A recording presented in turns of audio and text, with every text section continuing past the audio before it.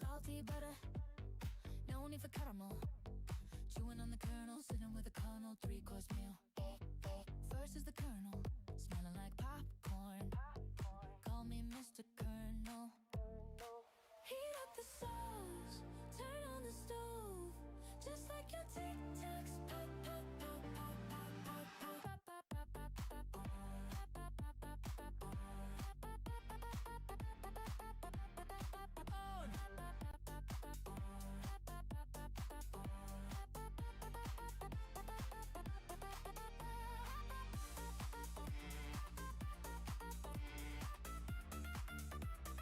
Yo, Linz GM, how are we doing? How are we going? Who's excited? I'm excited. Once I'm on mine, but she still could have died.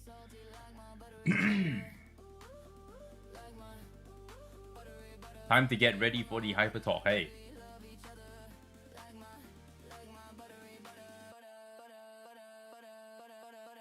Yo, Gautam, how are we doing? GM, brother. Thank you for being here. Hello, hello, Zynos. Kathos nerf incoming. GM Elvo, GM. You hit Mythic for the first time ever. Congrats. Congrats, my friend. Must feel good, huh? Mostly because you get the free tofu. How am I? I'm doing good, brother. I'm doing good. I am excited. We are excited. Everyone's excited. 82% win rate. Fucking cooking, bro. You are absolutely killing it, bro. Let's skip all of this shit. I don't know why I have so many reds. 64 matches? Nice. Nice. Next season, 100 games. Then the following game, 200 games. Then 300 games, 400 games, 600 games, 1,000 games. Eventually, right? That's how it goes. Once you start getting the hang of RTA, it starts getting intoxicating. And it gets addicting, actually. It gets really addicting.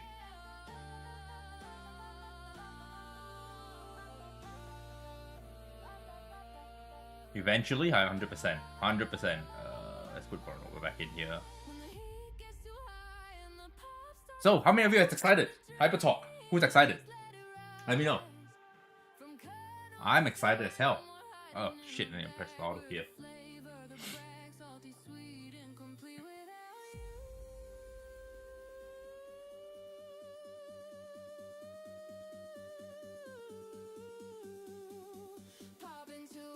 My world, let me do.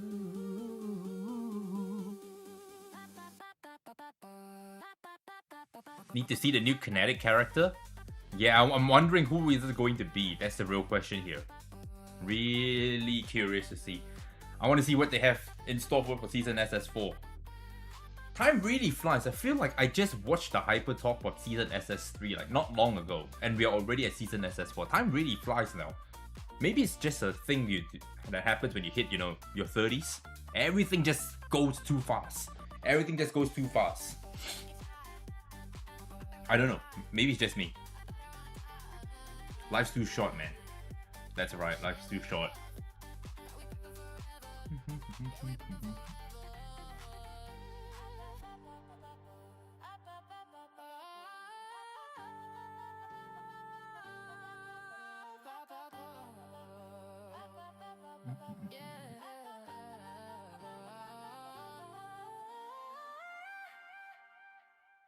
Mr. Colonel signing off. Salty and sweet. It does, and it math. 43 gold tofus is sitting in inventory at the moment. You're ready for any new juicy character. I think you have way too many, my friend. I think you have way too many. You could probably build a unit you really wanted to build right now. To be honest with you, 43 tofus, what's that? That's almost 3 characters you could build. 555. Yeah. 3 second there. The breakneck wave. I need to do my GVG, but I'll do that later because I want to hit these. So I've got to wait for these to open first. to fly. Is there a countdown for the stream? Yes. We started stream. It will start in an hour. It will start in about an hour. So we'll be here in the waiting room.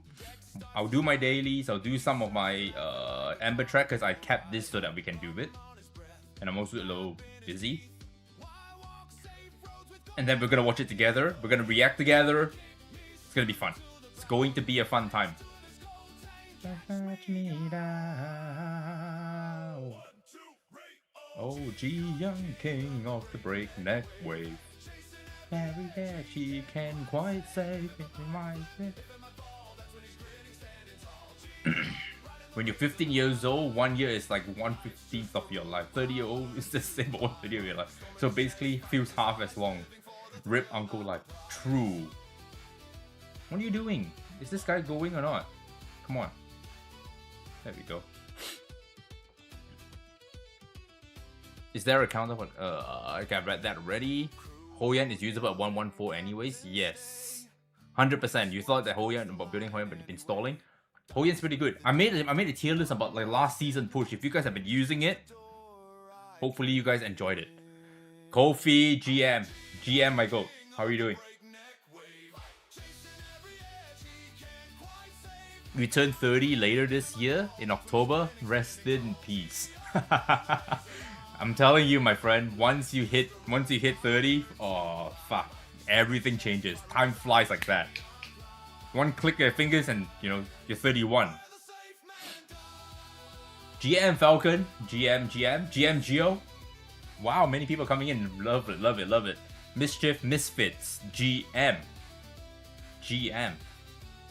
I know it's morning for some people, but it's nighttime and my Friday is almost over. Can you imagine that? Let's get some I need some Alicorns actually. I'm not a fan of Alicon, but Alicon has been saving my ass a little bit in RTA last season. Last season rush. So we're gonna do it.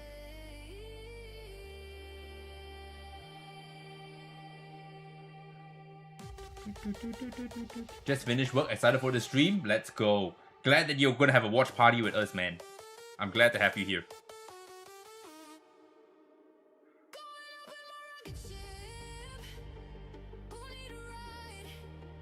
You thought you were locked in for 4K, but turns out I get locked in the mental hospital after last week. Bro, I'm telling you guys, this is no cap.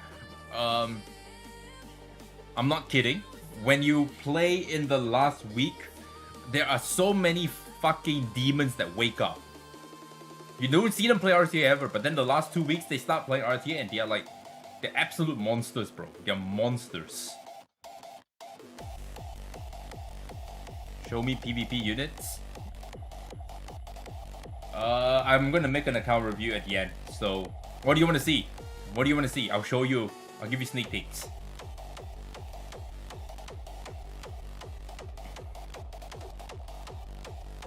Okay, give me my Doki, man. There we go. That's a Doki. Very nice.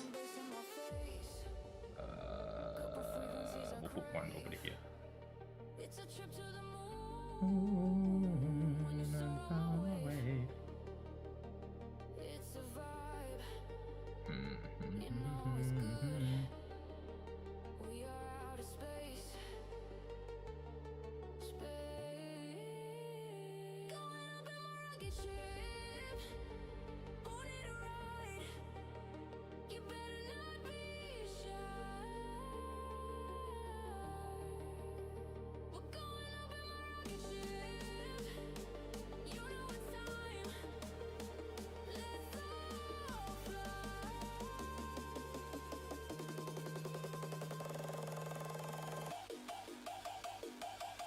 Ah, fuck you. Valerian? Okay, give me a second. We'll do this here.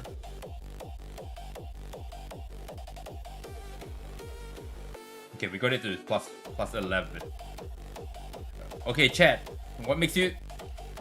I'm gonna prove my point here. That my account is super unlucky. I'm gonna get the 4. You watch. You woke up and decided to go Mythic. Jojo, thank you for the follow. Welcome, welcome. How are we doing? How are we doing? The FOP, how are we doing?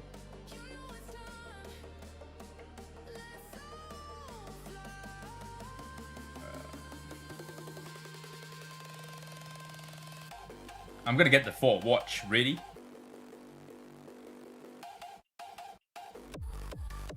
I got 5. Kofi fucking called it. Kofi fucking called it. I got 25 one time. I've never gotten a 25 ever. So, you are lucky, my friend. You are lucky.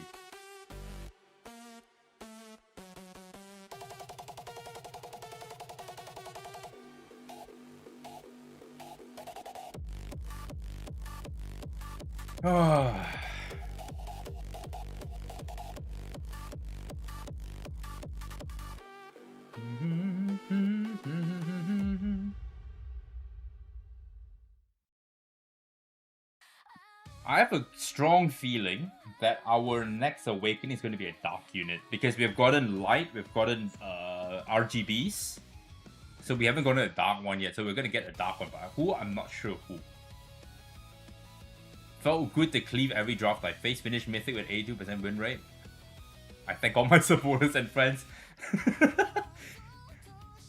Cleaving is fun. Cleaving is very fun, but until you get to the top and then you realize that cleave is so hard to play because everyone has answers to cleave.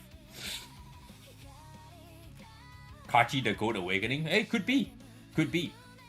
Honestly, if we actually let's look at Kachi. Let's look at Kachi. Hold on. Dex wanted to see Valerian. This is my Valerian right now. I've moved her to Gator. That's what I have on her. I rolled a 20. I'm leaving it. I'm leaving it. I'm not touching it. But that's it. Simple. Victor in the fucking bin, my friend. I actually don't mind Kachi because Kachi is an immunity and defense buffer, by the way. He's a pretty good immunity and defense buffer, and it's like 3 turns, right? Depending on the effect accuracy. Right? 2 turns immunity and 3 turns defense buff. That's hella good. And then this is a turn meter pushback with a speed down, and this is a crit rate down. So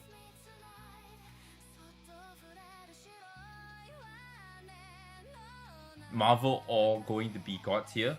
I don't know. Marvel is a light. We're gonna get a dark one, so it's one of these 5s. I don't want Mari to get an awakening because I had enough of CC already. Fuck that. I don't think we need a Nell buff, to be honest. D-Ting is fine as what he is already. Plus we already have a variant here in an SSR. So it's between Victor and Kachi. And I think it's going to be a Kachi because this is a nice... We need more immunity providers. Let's be real here. Kachi the GOAT. Kachi the GOAT. Oh, I got another one. Nice.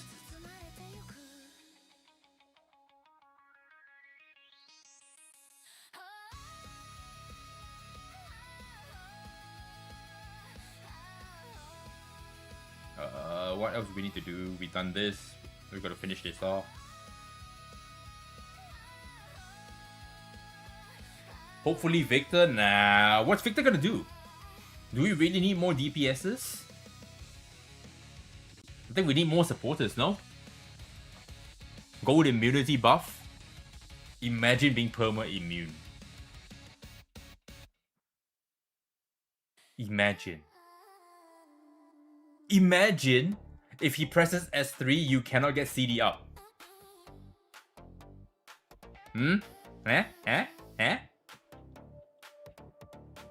I'm cooking, eh?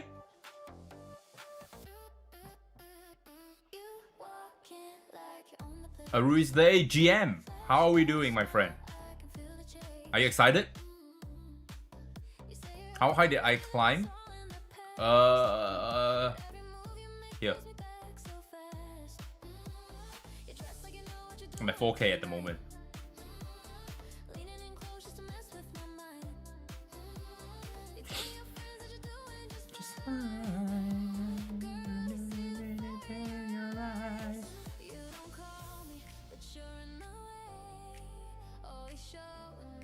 What about me? I am super hyped. Especially, you know, I'm doing it live this time. This is the first time I'm going live to do a HYPERTALK review. So I got people to talk to, right?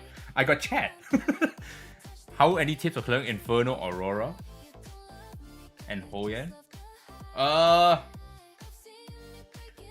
Aurora is very simple. Very simple. You aiming for top 10 this season? Nah. Don't have time, bro. I really don't have time. We really don't have time here. But maybe I might. Who fucking knows? So, the idea here with Aurora Inferno is you want Lilium, obviously, for your damage dealer. The key component here that you need is Ling Lure on Supernova. Because she's going to start with the buff to put the... to make you have less healing and less damage. So unless you get rid of that buff, that debuff, you ain't doing no damage. And Plume to strip the immunity off her. Basically, that's all you really need. Okay, so this is mine. I'll do one run to show you guys what it looks like.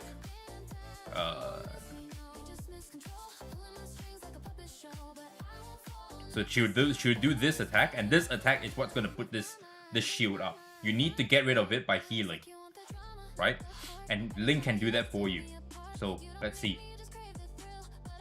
See, it's gone, right? Once that's gone, you start doing damage to her, and then you can win from there. So Lilium goes, slam in, boom, one shot, done. Okay, it's that simple.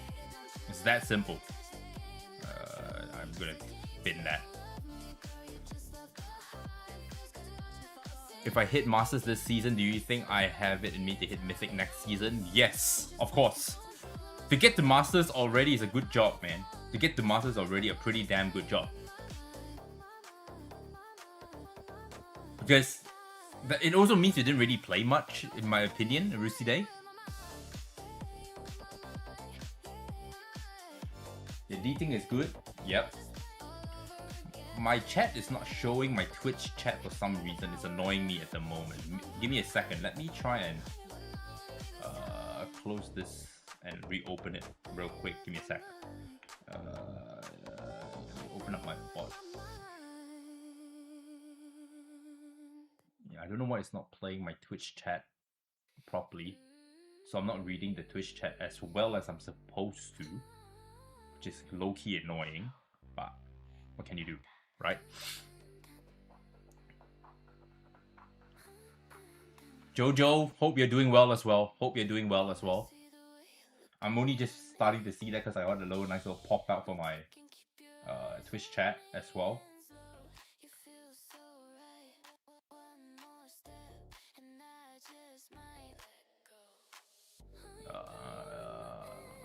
Let me just make this smaller. Put this up here.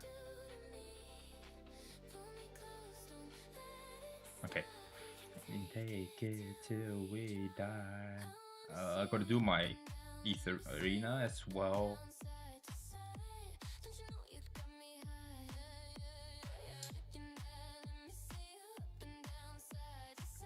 You've played about 2 months now. Your max rank only Diamond 3 because of Awakening thing. Is there any way to deal with turn 1 with Freya Turandot?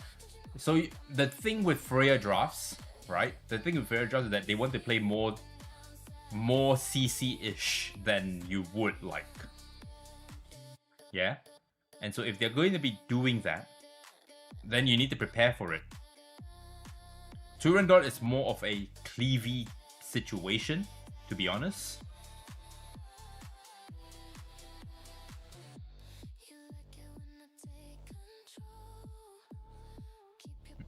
Nice and slow.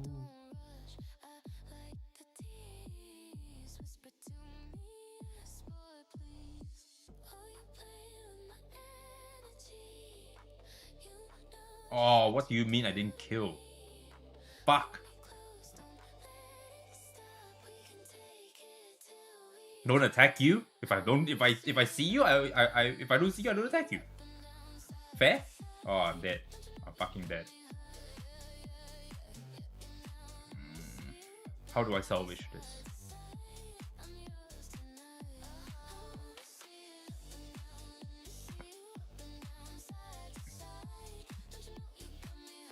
Ray forward. Terminate this.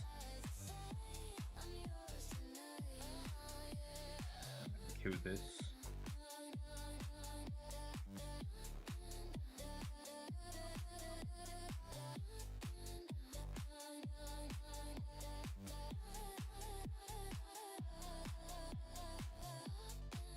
What server do I play in? Global 1. Global 1. Terminate.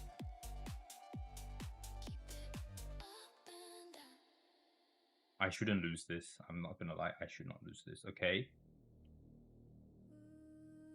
Bam. Bam. There we go. Easy.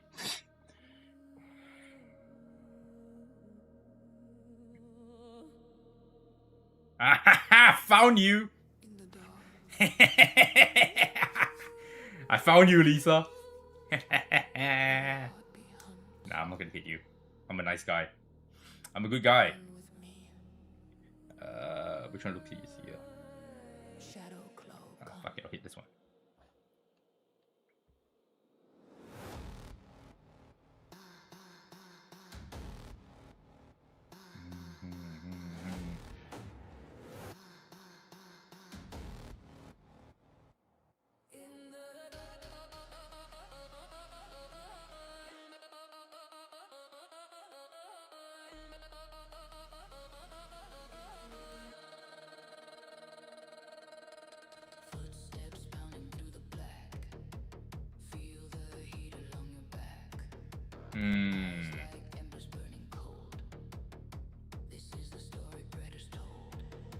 Do I do this?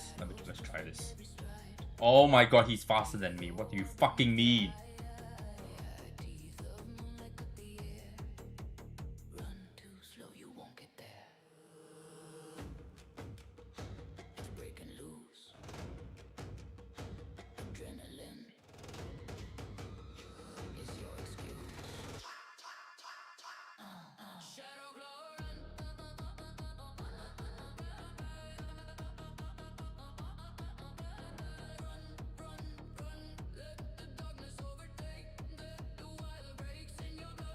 I'm so cooked, right?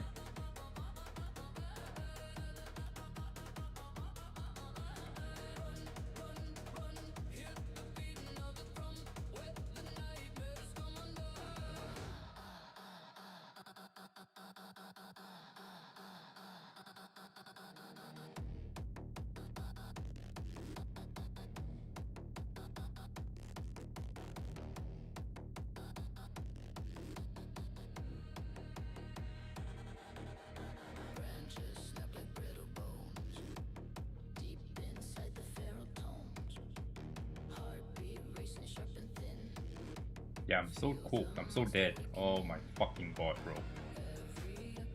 Oh.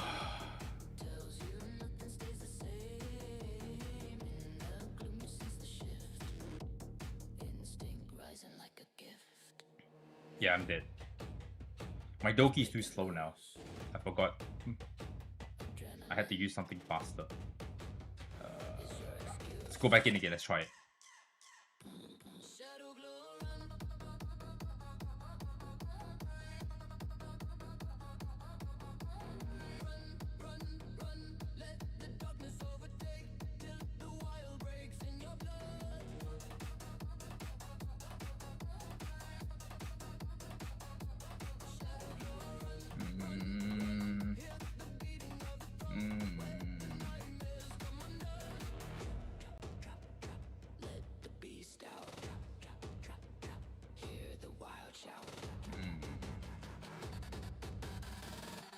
Yeah, maybe this might work.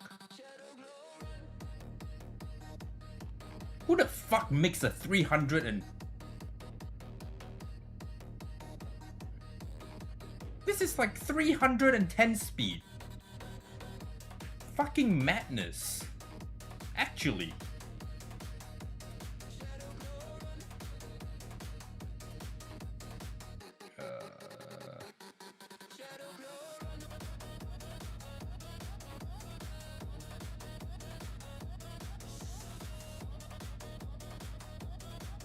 Fine, I'll put this up and I should be okay.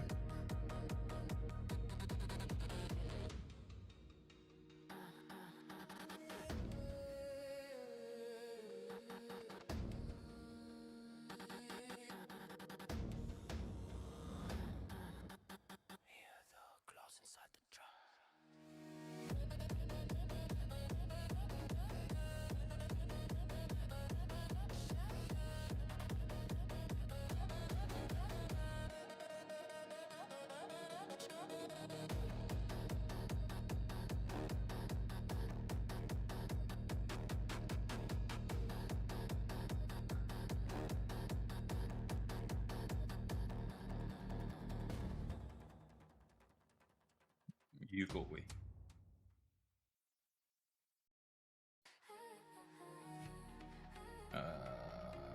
They're all so slow. Oh my god.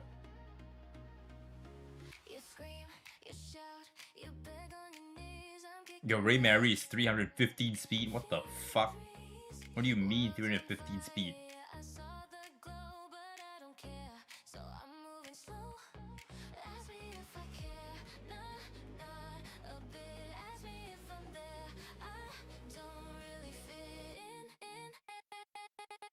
$62K.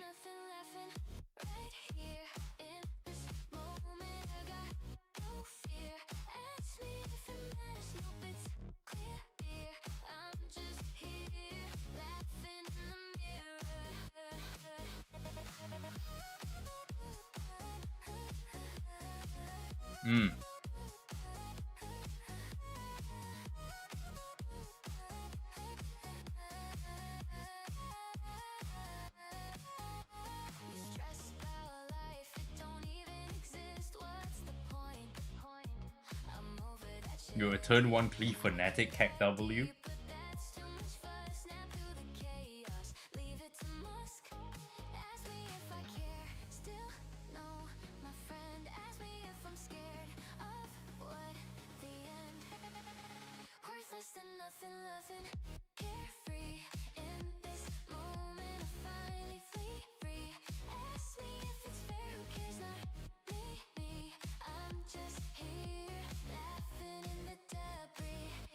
Sleep.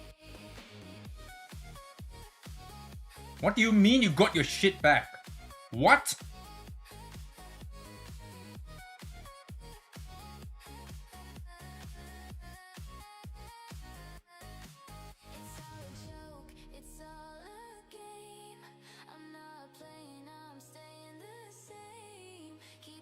When is HYPERTALK? In half an hour. Chat, in half an hour. Oh, let's see.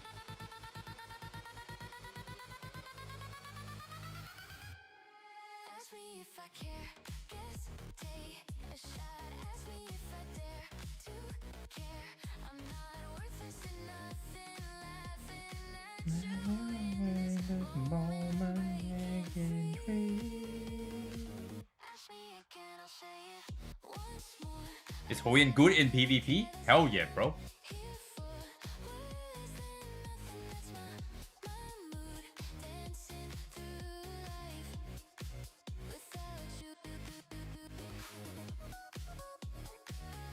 You won't be getting any sleep anytime soon. That was such a long Etheria match, man. Fuck. Why is it so long?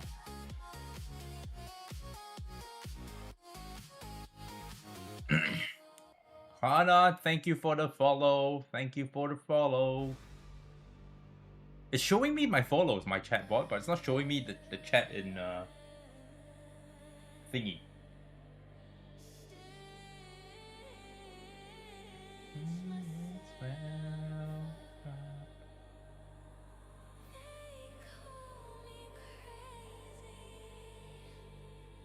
The monsters don't die.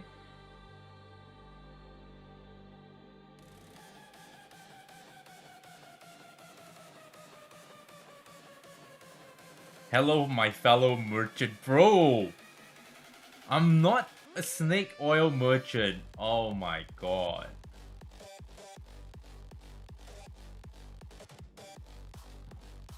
But what's up, man? GM, how are we doing?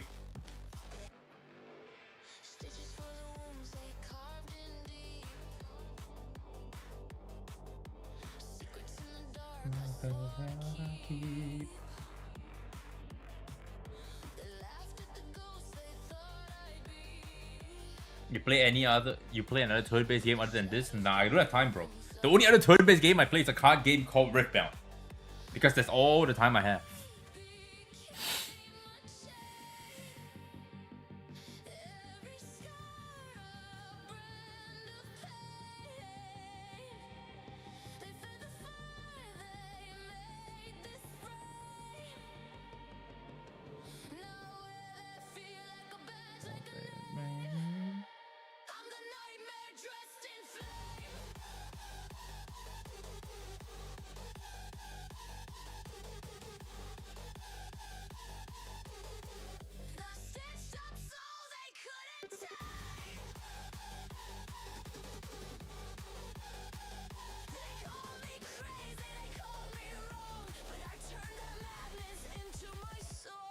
Oh my god, we got a super chat. Thank you for the super chat. Our favorite snake oil merchant. Thank you.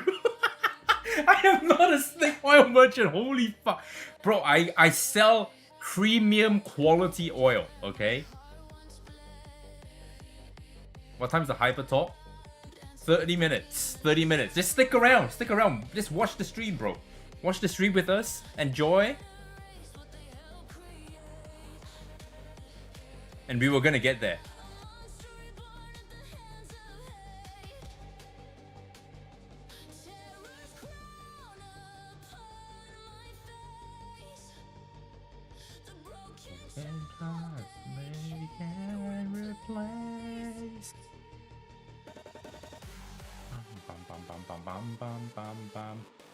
I didn't cool down. Oh god.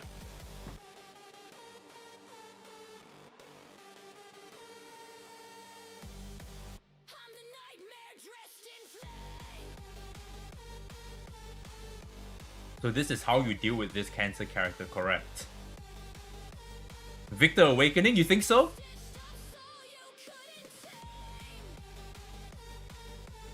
Oh, I got a proc. Why am I getting procs now?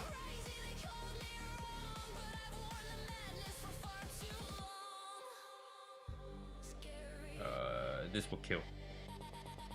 Pull her out.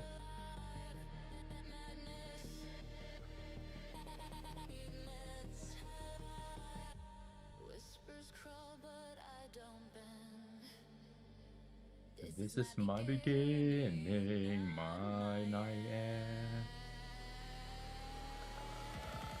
Now we kill this.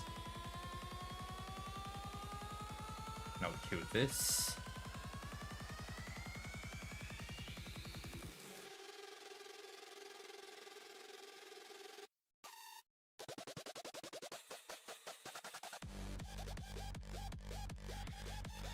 So now you're officially... Does that mean people will try to poach me out of a semi-comp? What guild are you in at the moment?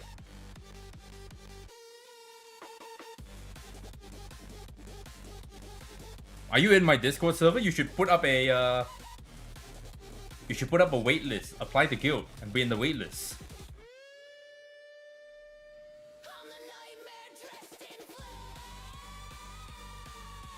It's normal to proc in Etheria, but RTA, your RNG said no. Even you know my RNG is shit, bro. It's actually wild. I'm not even lying to you guys. I'm live right now. I'm pretty sure Kofi's watching. I'm pretty sure all my guildies are watching. Ask them, is Sterby's luck really that bad that he cannot play RNG stuff? Ask them. Just ask them. Just ask them. It's actually fucking bullshit. It's really bullshit.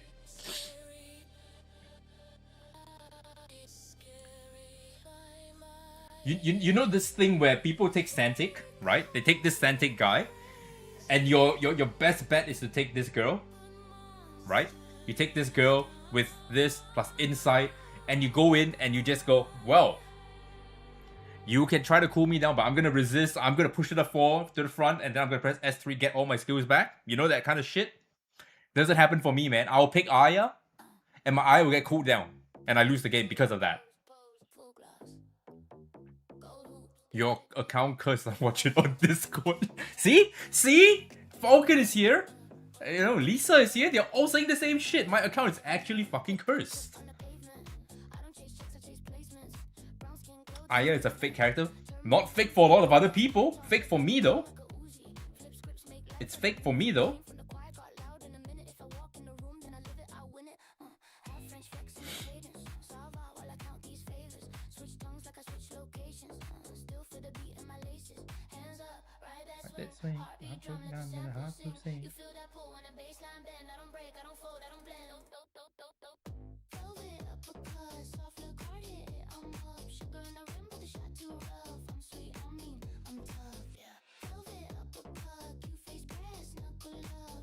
Okay.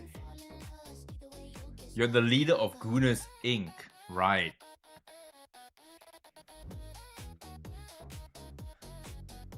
This song is a banger? Bro, it's the... Which video did I make that had this song? I can't remember. There was a song I put this in as well.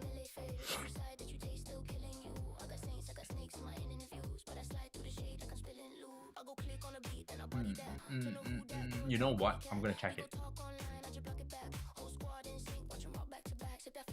Let me check which character I put this song in.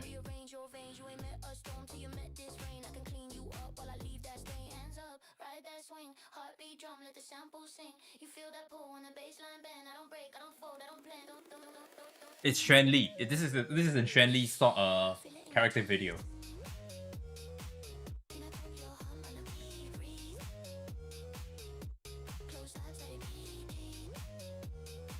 Nah, she's cursed because green and Santic red and taller. I mean, you got a point there. You have a point there. True. Okay, let's do some of this. Time to get some free resources. Hey.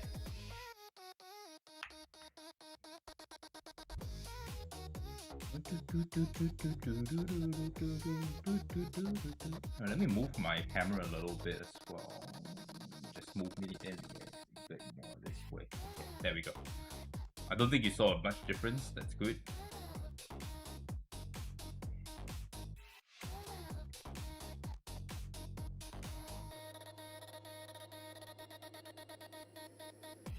Bum bum bum bum. Checkers, what's up? GM, how are we doing?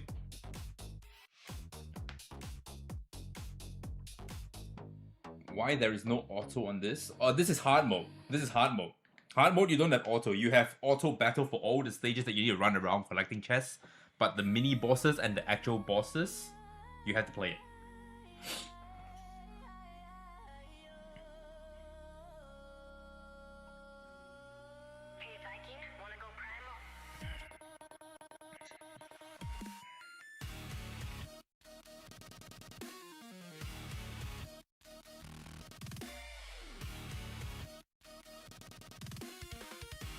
Eventually, you're gonna be a bit more aggressive in PvP once you get the speed upgrade.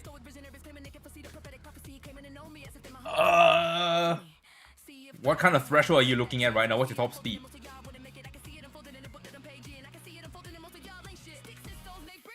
You're chilling, just playing some Star Saviors?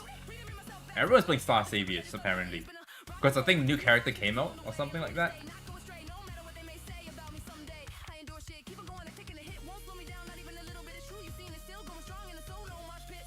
Breaking 365 plus on who? Turandot? On Turandot, you're breaking 365?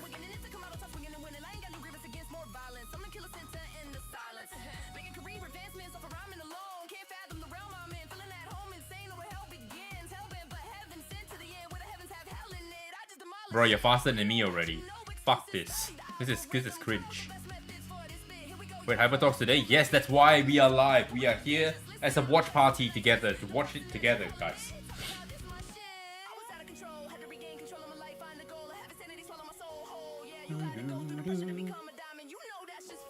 Star Savior is boring? Cool for a few days at best. That's what I think so. I think so as well. Because it reminds me heavily of Outer Plane, and I played Outer Plane for a whole year.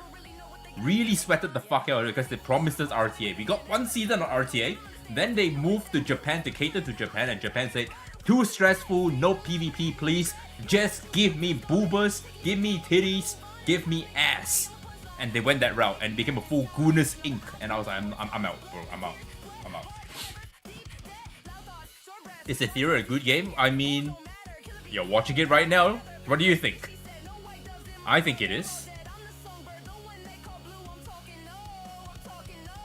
PvP is mid compared to Etheria restart. True. I looked at the animations and it was like it was like Outer Planes, and I was like, I really don't know if I want to go back in there again, bro. You know, us gacha players, we are abused victims. We got to think about this like this, all right? We are all gacha players, and we are all abused victims. We see a game come out and we're like, all right, we'll give it a shot. But the second there is that mini red light, that red flag that just clicks in your head like this, you're like, no, I had enough. Fuck this. Like, for example, the second they introduce kinetic, you're like, oh fuck, it's so pay to win now. It's gonna be so pay to win. They're gonna milk the fuck out of us. Blah blah blah blah blah. When in fact, we haven't seen a single kinetic since Kathos. For 2 months now, you get to hoard your kinetic summons. And it's actually not that bad. It's actually pretty hand-holding in this game. But we always go to the worst. We always think of the worst first. We are literally that abused by the gacha companies that we are like this. We'll take this, we'll take this, we'll take this.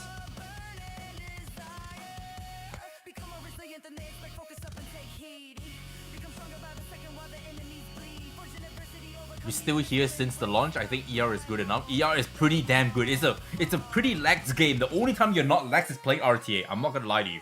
RTA is the only time you actually have to lock into this game. Besides, if you're a Nether Quarry, you know, reset bot simp, then that's your jam. But for me, that's not it. I don't do that. So PvP is where it's at for me. That's why I play this game. You understand that, but as a free to play, you couldn't get Kathos. Sadly, didn't have enough pulls.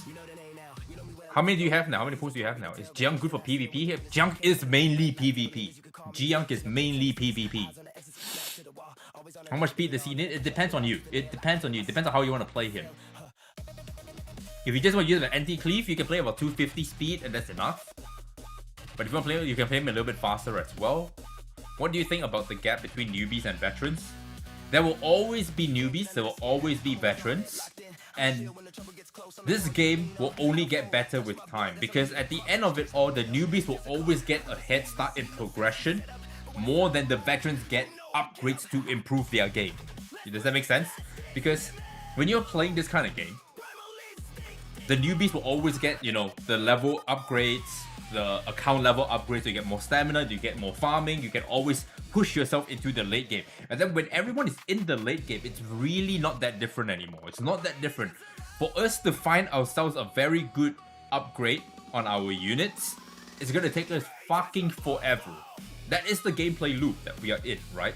And so once you get yourself into the late game, once you get into the account level 100, you can clear all your infernal PvE stuff. You should be good, right? Just give it a couple of blessings galore, and you can probably just compete with us already. Even the Tofu acquisition, I don't think is that horrible anymore. Because once you get your first 10 units to 555, you should be able to compete already. You should be able to compete already.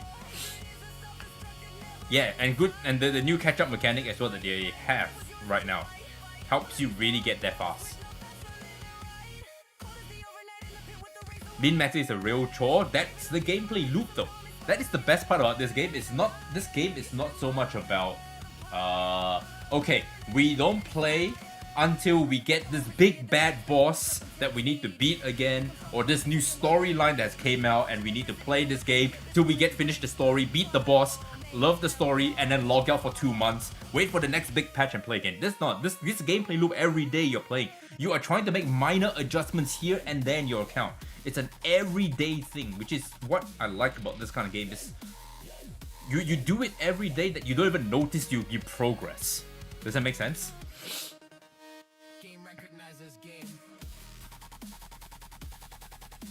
New players always get good stuff in this game. True.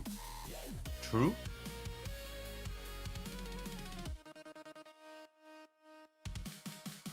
It sounds like we're doing a merchant ad for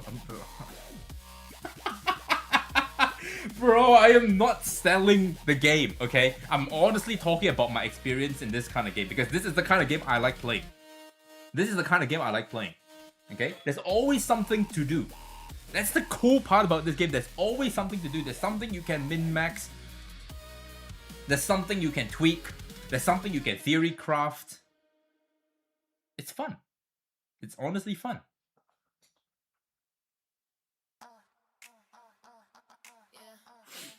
It's so easy to catch up now, especially when you're a newbie on this game. You'll be a cannon fodder for milk.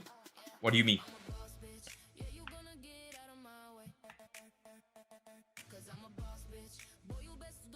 Just as what I say. Okay, 10 more minutes before HYPERTALK starts, boys.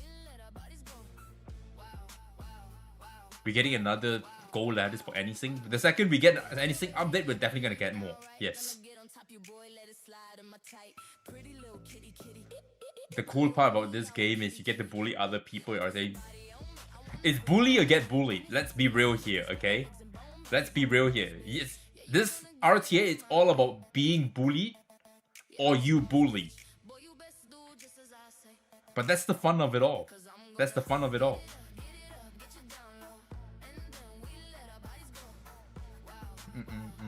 Wow, wow. Wow, wow, from the sound.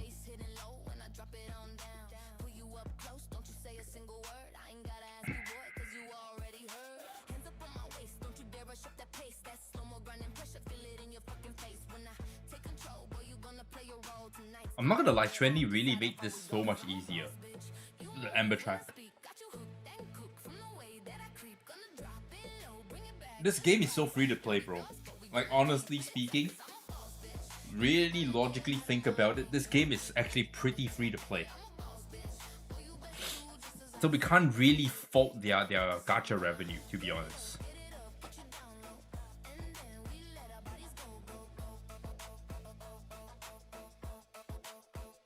I'm excited to see what we're getting, to be honest.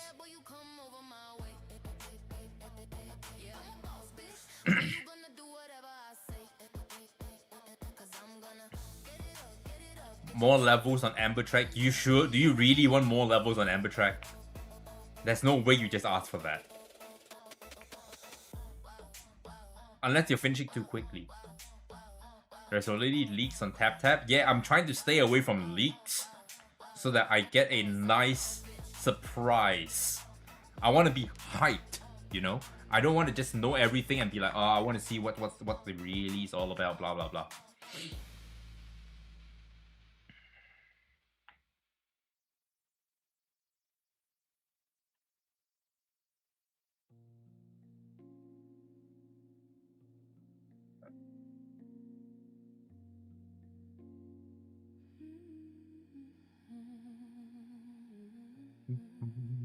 You want to see the balance patch? The balance patch and the patch notes will come together. They're usually in sync. So that will be, for me, next Tuesday when the patch notes come. That will be exciting too.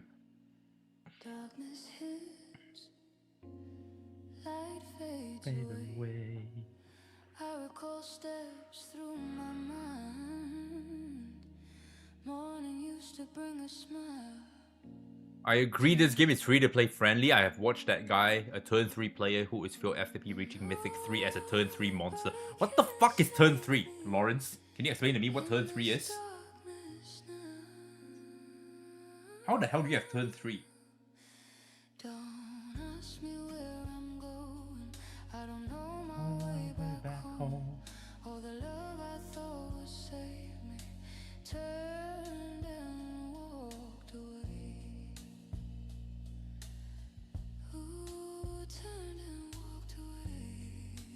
Turn 3 slower than turn 2?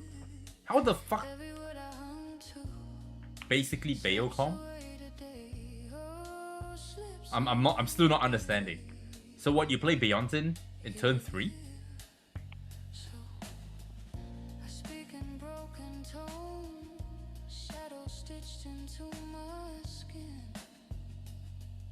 It's Sushi calling Beyonce Enjoy a turn 3 player. Right. Turn 3 is no any speed here.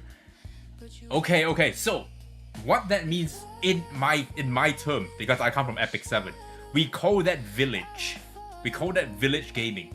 Because village is like, you think about a village, right? Everyone is together, right? And you play, and the leader is what brings the whole village together, and then you conquer, right? And when you're doing a war kind of thing. So we call it village in Epic 7. That's what turn 3 is, basically. That's what I'm getting from. It's basically a very, very niche tank down style.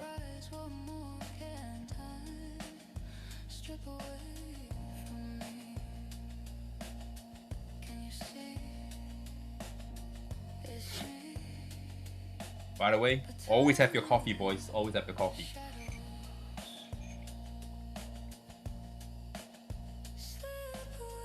Because if you think about the playstyle spectrum I talk about, in the right smack in the middle, you have standard players, then you have aggro players, and then you have cleave players, right? And then if we move downwards, we have the tank down players, And then back then we used to call it the degen players, right? The degenerate players. But now we're calling it the village players.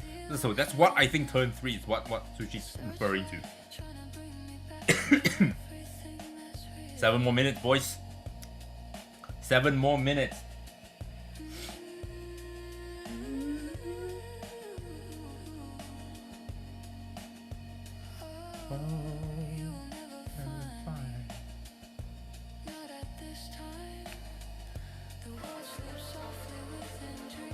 Whoa, whoa, whoa, whoa, whoa, whoa, whoa, whoa, whoa, whoa, whoa, whoa. Boys, it's starting. It's starting. It's starting. It's starting. It's starting. I'm excited now. I'm excited. We're gonna close the chat here if you don't want to see chat. Actually, you know what? Let's write something in chat here. Let's write something in chat.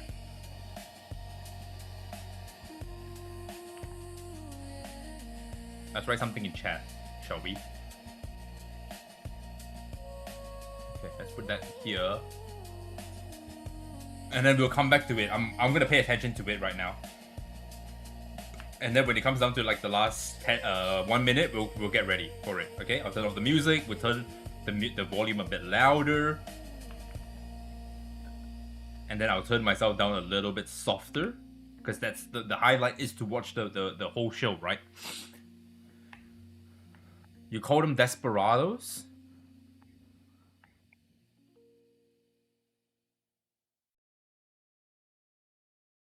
Buff Shadow Sanya? I don't think Shadow Sanya needs a buff. I think Shadow Sanya needs a rework. I think it needs a rework. Honest to God.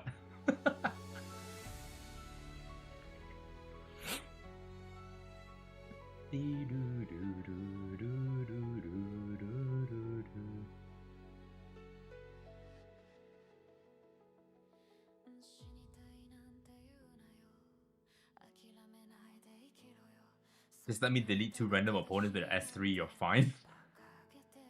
Bro, we already have Awakened Sanya, and Awakened Sanya is such a fucking piece of work already. Imagine looking at a comment, you have Sanya, Shadow Sanya, and you're like, oh fuck, it's the Sanya cop all over again.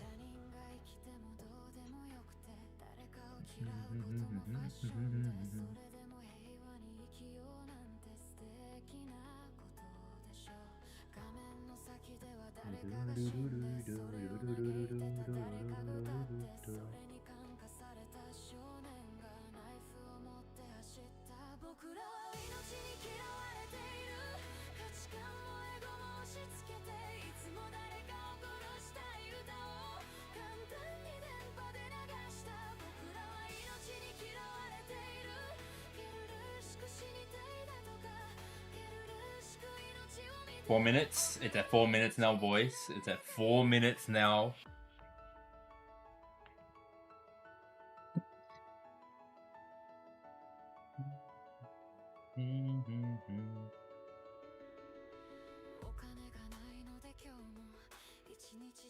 Let's not invite Shadow Sanya and plus Sanya plus lower plus familiar comms. We can live without it. True.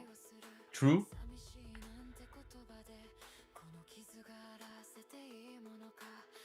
Shota, how are we doing? GM, Along, how are we doing?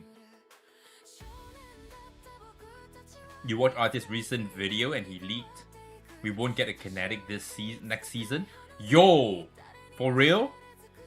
For real? Ain't no way we're not getting a kinetic.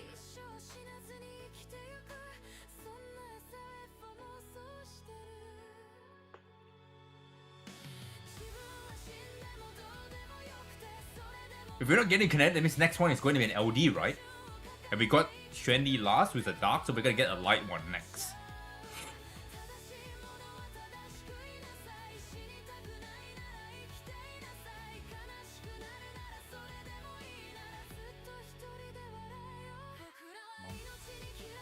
Life is good, and no RT did not say, and RT did not say that once in the video. I see.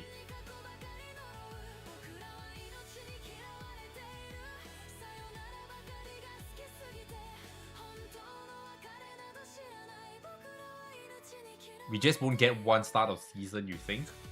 Well, we're about to find out, man. We're about to find out. 2 minutes before it begins, boys. 2 minutes. I am hyped.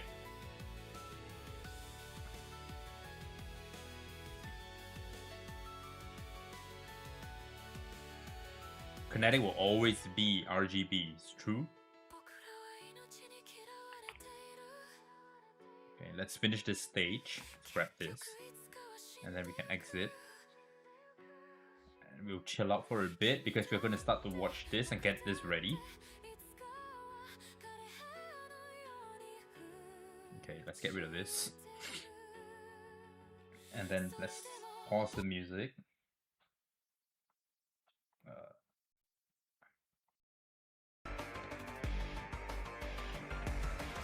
How's the volume? Is the volume good? Let me know. Is the volume good? Volume good? Bad. Good, bad, good, bad. Let me know. Let me know. Let me know so I can fix it. For me, it's fine. I don't know about you guys. Volume is good? Okay, perfect. We don't need it to be louder.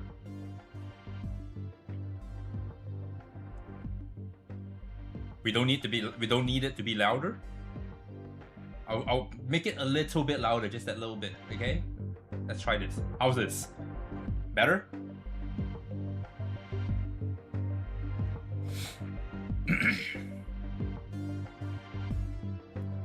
Beautiful. Beautiful, okay. We will have free 10 LD boost. Pork! Pork! That's what I like. That's what I like.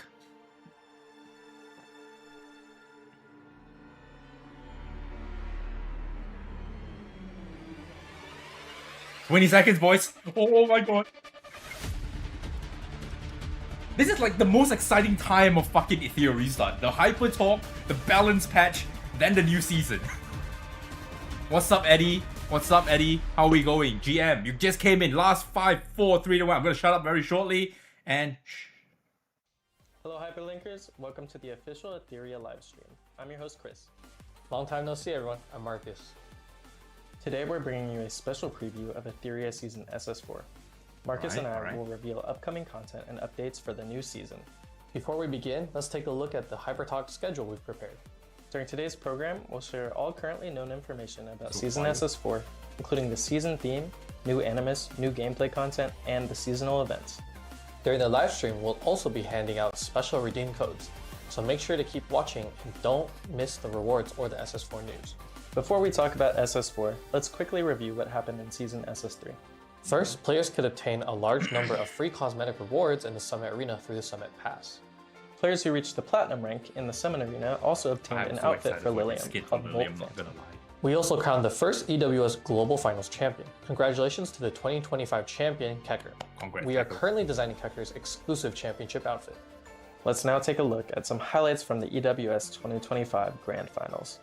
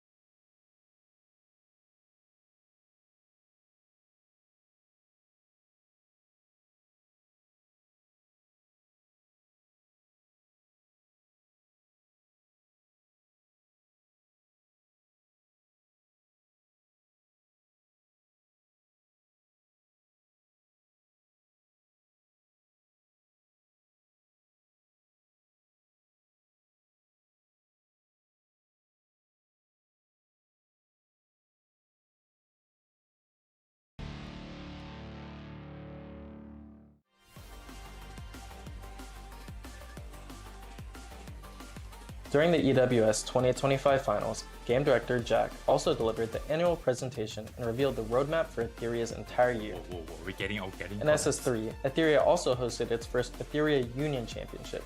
64 top unions competed fiercely, and the union that ultimately won was Abyss. With excellent teamwork, they claimed the championship and earned this prestigious honor. We also want to congratulate Union 765弹斗传媒 from the Chinese server for fighting through the tough opponents and reaching the finals, delivering an incredible match for everyone. We invited the union leaders from both unions to share their thoughts on Etheria's first global union championship. Hello, my name is Roman, co-lead of Abyss. In-game name is Terramoga. Well, on the last day, the final match against the Chinese union, I was at work, so I couldn't really join VC and talk with my homies and see what's even going on. I was really stressed out, and then I joined voice chat the last 10 minutes. We were all just looking at our screen and counting the minutes until it was time, and then we all just screamed, "Let's go!" The whole VC was just screaming and celebrating, and yeah, just showed our hard effort and hard work we put in to win it. So it felt really good. I hope everybody uses this EUC as fuel, as motivation to step up their GVG game, their meta, to understand it more and to perform better for the next one. And they can line up if they want, it won't change the result. That was Roman, co-leader of Abyss, and thanks for having me for this interview. Bye. Hello， 各位超练者，你们好啊！这里765董事长齐老爷。在 SS3 赛季首届协会全球赛中，765集团总会弹斗传媒获得了全球亚军的好成绩。作为协会会长啊，非常荣幸有机会在这里和大家分享唠嗑聊两句。讲真，玩过很多同类型的游戏啊，工会战全球性比赛倒是头一次参与，很新鲜的体验啊。这种比赛啊，和 RTA 乃至日常的 GVG 有很大的不同，比的不仅是策划、练度、游戏理解、运气和操作，更有组织性，高度团结凝聚的组织性。这里要特别感谢本届比赛咱们的765银河战舰指挥部、最尽心的总管家小四、最强大脑指挥官齐烨、勤奋好学、不断成长的阿光，还有弹斗总会和集团大家庭的朋友们群策群力，共同创造。当然啊，比赛过程中也看到了很多国服甚至外服玩家的支持加油，谢谢你们。比赛过程中啊，也是碰到了很多强劲的对手，学到很多有意思的思路，感受到了思维火花的碰撞啊。最后是6050比6150，差距100分，输给了强大的 ABYSS。虽然可惜啊，但更是下届再战的动力。下届我们继续努力，全力以赴，让大家把冠军竞猜的钻石也拿到手，好吧？国际服的老玩家们，你们注意了啊！就算差了3个月练度，这次都差点让我们拿冠军啊！准备接受来自中国服务器玩家们更猛烈的挑战吧！当然，中国有句老话叫“友谊第一，比赛第二”，也期待呢咱们在比赛切磋之余，能有更多的交流和进步。最后呢，也借机做个小小宣传啊！765工会集团长期招收活跃玩家。无论你是顶氪大佬，还是日常甘度、热爱游戏的玩家，总有适合你的位置。氛围好，人才多，各种活动丰富多彩。我是齐老爷，再次感谢大家，祝你在一色欧气爆棚，玩得开心。也期待下届比赛有更多国服工会能在顶峰相见，加油！ After reviewing SS3, the EWS 2025, and Etheria Union Championship events, SS4 will offer even more exciting activities and surprises. Now, let's officially kick off the introduction of Season SS4. Alright, finally. First, let's watch the SS4 teaser PD. Dragon's Bolt wakes spring snow. Gilded halls forge the crown's glow. I never intended to be swept up in the storm, but you crossed the line first, and you kept on pushing. Thoughts arise, storms follow. Is that A fatal mistake. Now you will pay tenfold.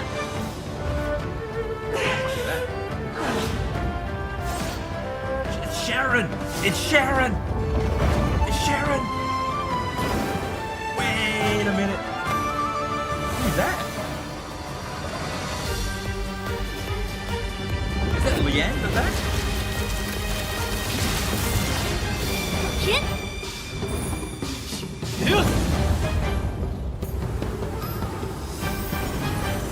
It ends here. It is over.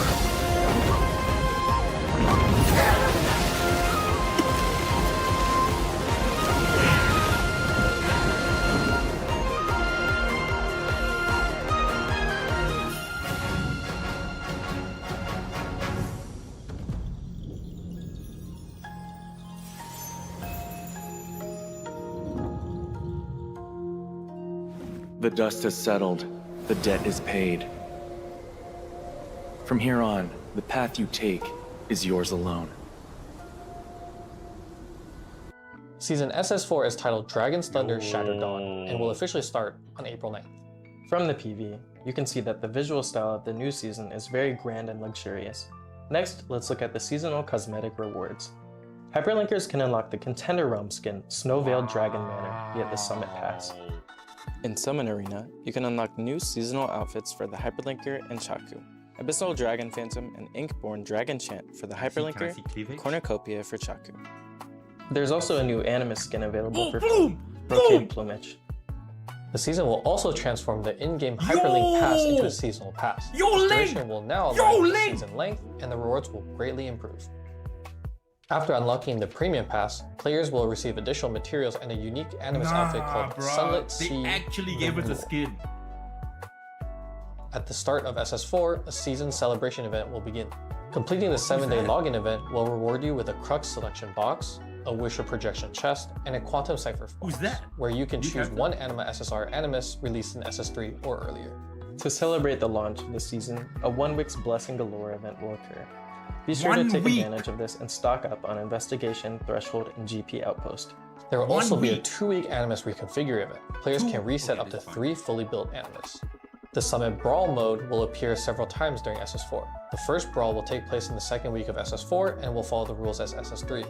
Choose 3 Animus to synchronize to give them max skills and levels. The second Brawl will be planned for mid-season with new rules. Details will be announced later. With the launch of SS4, a dedicated Dragon's Thunder Shattered Dawn sprint server will also open.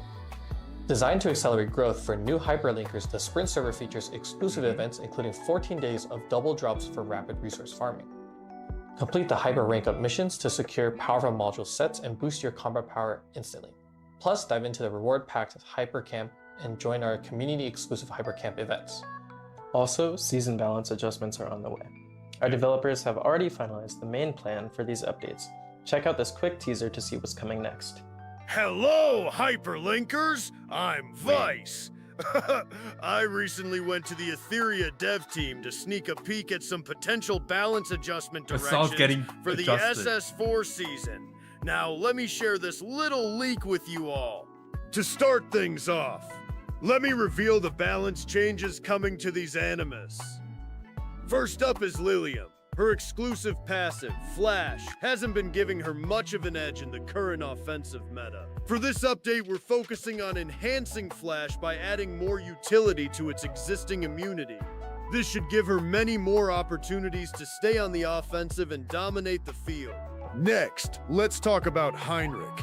He's a solid support for boosting damage in PvE, but in the increasingly complex PvP meta, his block alone isn't quite enough of a threat.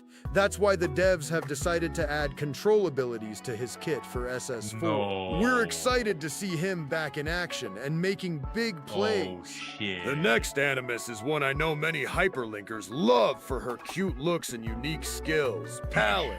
However, her performance in RTA hasn't quite hit the mark.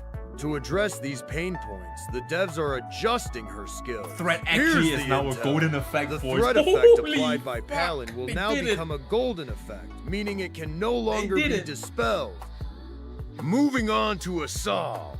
As a DPS Animus who just recently joined Etheria, her RTA performance hasn't been as consistent as we'd hoped. Because of this, she'll be receiving a comprehensive buff in the SS4 season. We Just say can't rework, wait to bro. see Just her say it's a truly rework. shine in future matches. Aside from these buffs, we've also been keeping an eye on Bornova. Currently, his damage output fluctuates way too much. The devs are optimizing his skills to stabilize his damage range, making his performance much more consistent on the battlefield. It's not just about Animus, though. The devs are also rebalancing the currently dominant shell, Doom Crow. We're optimizing its skill damage to ensure that other shells have a fair chance to be part of your strategy. Doom Crow is getting nerfed. Alright, that's all for today's leaks. Just a quick reminder, these adjustments are only early stage proposals. Since SS3 is still in full swing, the final balance changes might include even more animus and other content tweaks. Please keep an eye on the official SS4 balance adjustment announcement in our community for the final details. This is huge. It's time to head back to the live stream. Catch you later, hyperlinkers. Bye-bye. Full details of the balance adjustments shown in the clip will be released next week alongside the SS4 season patch notes.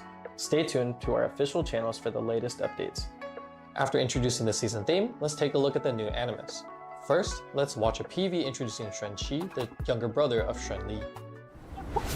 So Dan Hig is Xuanqi. This isn't a negotiation. Be smart. Xuanqi. You have no right to decide my future. And if we insist you stay?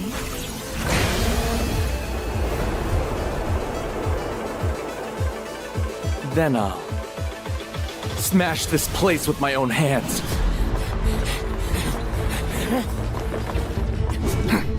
Naughty boy.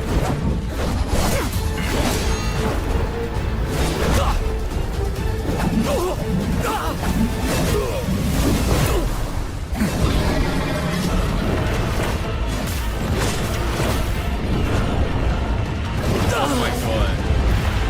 This is Gian, bro. This is Gian from Wuthering Waves 2.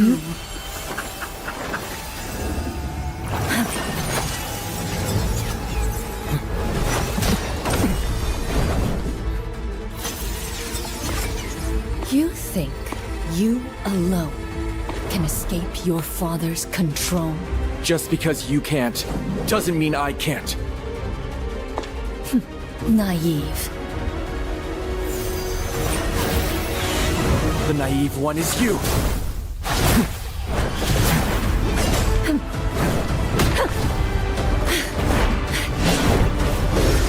Is that so?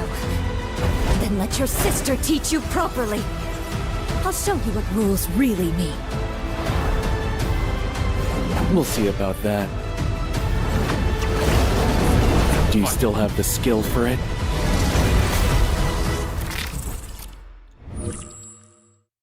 Yep, he's a light. He's light. If you hesitate, I'll decide for you. Fear is rational. Being ruled by it is foolish. Xuanqi is a man of profound knowledge, with a scholarly temperament, yet he is by no means frail. He embodies both intellectual and martial prowess, in pursuit of a form of perfection distinct from that of Xuanli. He has consistently sought to forge his own path. As a defensive-oriented animus, Xuanqi can enhance the turn meter of both himself and his allies under various circumstances, using his defensive capabilities to create more opportunities to act. He never deliberately seeks to please others. Being exceptionally honest and straightforward, he will not offer insincere praise, nor can he stand to hear flattery from others. Pity and mercy aren't solutions. The most efficient path is rarely the most pleasant. Wow, another handsome dragonkin. Exactly. Xuanqi possesses great knowledge and a scholarly demeanor, yet he is strong both mentally and physically. During his youth, he often felt overlooked and lonely because of his sister Xuanli, who was exceptionally talented and radiant. Striving for a unique kind of perfection compared to his sister, he has been dedicated to forging his own path. Joining Xuanqi, a new SR animus is also set to debut. First, let's check out her teaser PV. The greater the stakes for others, the more absolute your composure must be. Frostheart Dinah serves as an executive manager at the Avarice branch of Hydra Dinah. Bank, specifically overseeing its 7th and 14th divisions. Meticulous, prudent, and intensely responsible, she is a top-tier elite who strives for perfection in every task. However, she also harbors a deep fear of making mistakes. While appearing calm on the surface, inwardly she is highly sensitive to any potential hidden errors. As a support-type animus, Frostheart Dinah possesses a unique ability that upon taking damage, forges a new combat path for her team. Unlike the Dinah of before, she now bears heavier responsibilities. Wielding her giant blade, she eliminates hidden threats and protects the bank's interests with a steadier resolve and a heightened courage. I don't care for empty talk. Without action, an ideal is just This a pretty is too piece of good to be scrap SR paper. design, I'm not gonna lie to you. After Hellkit's defection, a severe blow to Hydra Bank, all managers at the Avarice branch, led by Nymphonial, faced unprecedented pressure. Amid the chaos of damage control, Dinah skillfully and flawlessly managed the most difficult tasks. Now she assumes even greater responsibilities, wielding her massive blade as Reinhardt Dinah. Beyond Shenqi and Reinhardt Dinah, let's get an early look at the other new animus arriving later this season. Luvia is an intelligence officer at the EOS Security Bureau, but she secretly serves the ruling Onet family, acting as a covert agent to monitor and influence others. She carefully observes people's movements and waits to act later, often reaching the right conclusions by analyzing their actions and perspectives. Kano is a senior operative of the EOS Secret Security Force under Lo Wan's command. He is a protector who conceals a gentle nature, drawing his sword only to defend others. He dislikes people who abuse their power and believes that the stronger someone is, the more they should adhere to rules and laws. The final animus is Sharon, who has already appeared in the game as a boss character. She was a test subject in the Labos Life Workshop project. Before joining the project, she was a musician obsessed with performance and melody, able to influence people's emotions through her music. The release schedule for the 5 new animus we just introduced is now displayed on the screen. Keep an eye out for when your favorites will be arriving.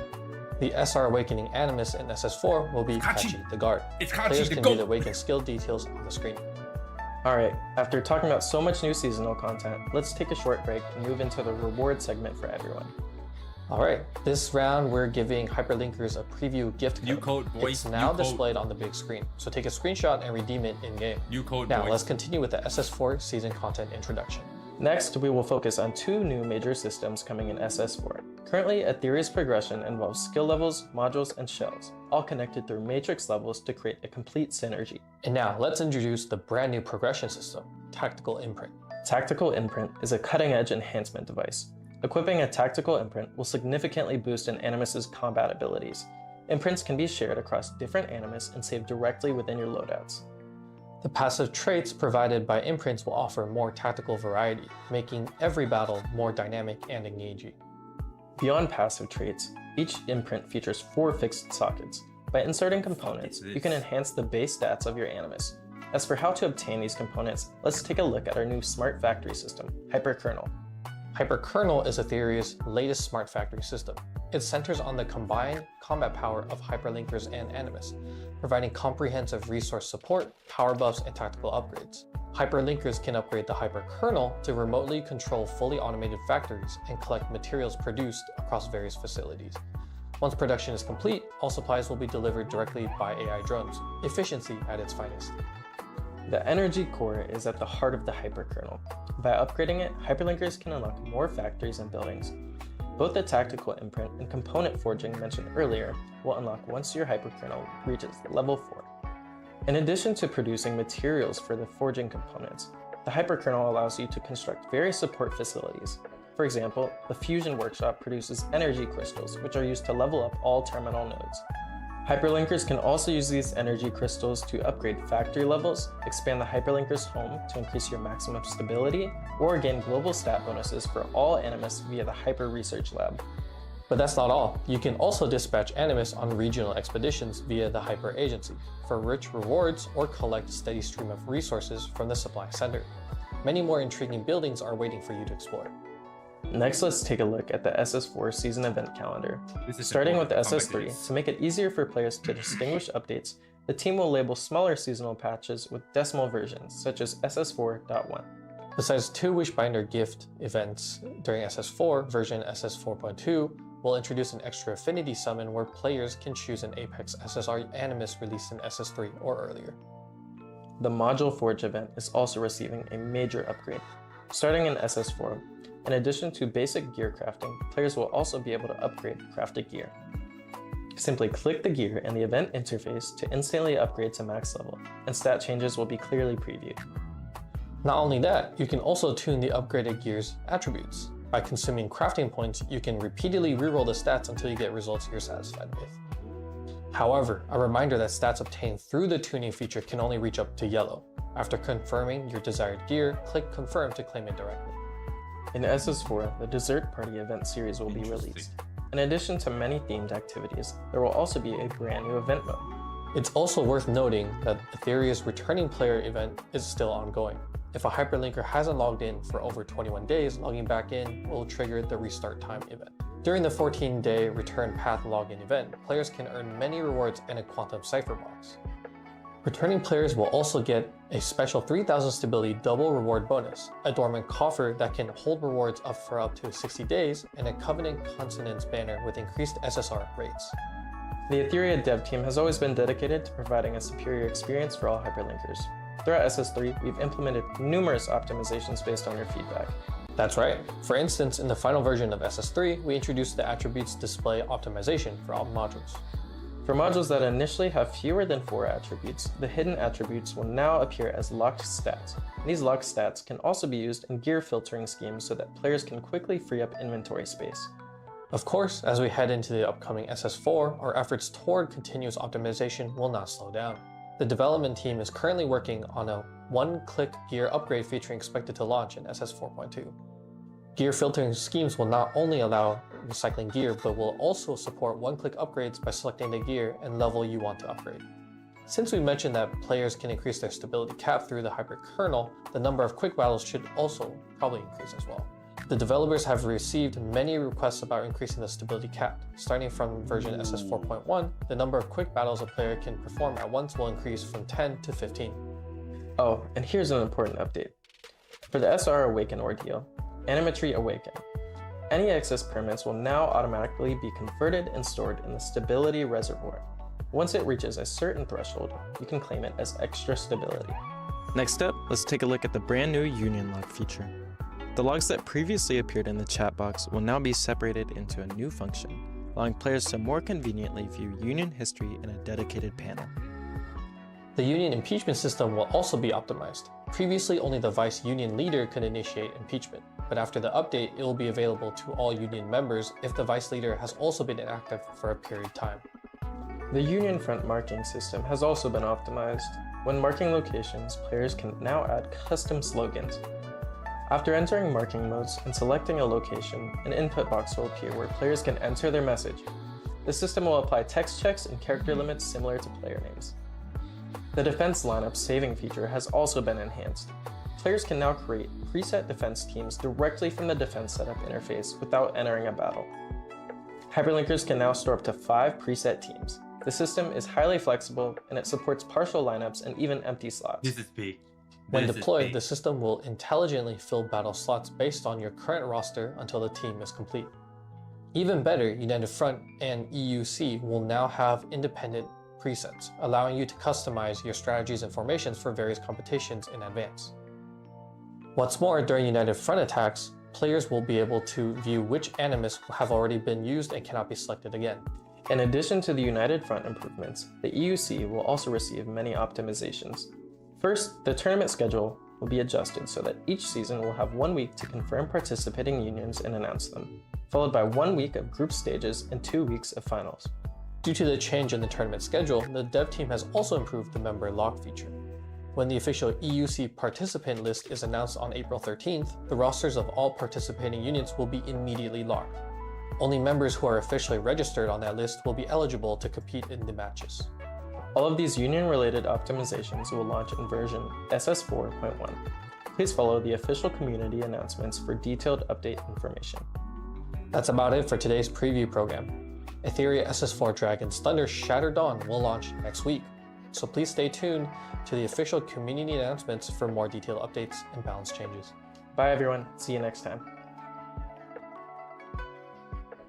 Wow. Wow. Wow. Holy shit, that's a lot of stuff to take in. Whew, we're gonna take a break for a hot second. What do you guys think? What did you guys think? Was it good? How did you guys like it?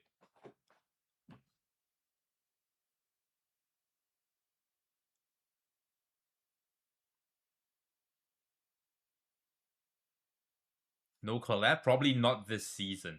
Probably not this season. I know it's coming, but we don't know when. That's the thing, right? Okay, boys. I think we need to do a little review. We need to do a little review on this thing, which I will probably post up on YouTube. So we are gonna go live and do a YouTube video. So everyone that's in chat right now, say hi YouTube, because we're gonna do a little recap here, and we're gonna record. Okay. Shorter with the super chat. It was incredible. Hope everyone enjoyed and have a great day. Thank you so much for the super chat, Shorter. This was fantastic. But say hi. Hi, YouTube. I want to see it in chat. Hi, YouTube, because we're going to record now. And we're going to go in and record. Okay, so... Settled. I'm going to silence this. Etheria can seriously be a main game at this point. Hell yeah. Alright, boys, say hi YouTube. We're gonna start recording. We're gonna do a little replay thing. Yo, Default, what's up, man? No mention of kinetic unit? It's probably the one that shadowed. Probably Sharon's gonna be the kinetic unit. Okay, you can see. I wanna see it. I wanna see more. Come on, boys. More. Hi YouTube. Say more. Come on, let's go.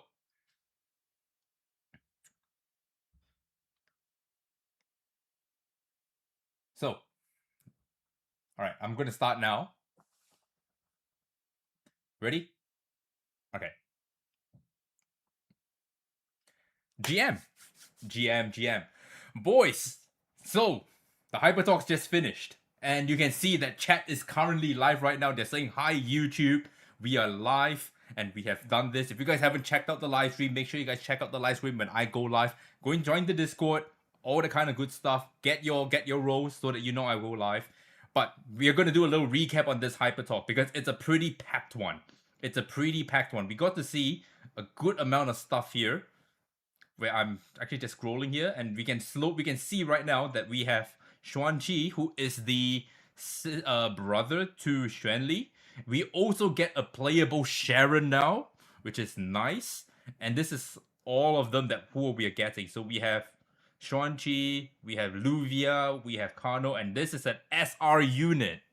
We finally get another SR unit. This is Dinah. Okay? Against Sharon. And that's what we'll be seeing here very, very shortly. But first recap that we are getting, okay, is this. This is going to be our new skin for the next SS4 banner. And then we are also getting a plume skin. This is going to be the new plume skin that we are getting.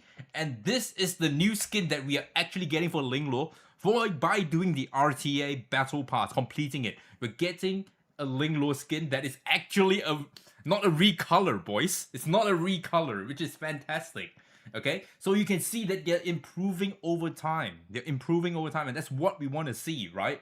You can see we have Plume that's getting a skin. We're getting Ling as a skin. So everything's looking pretty damn good.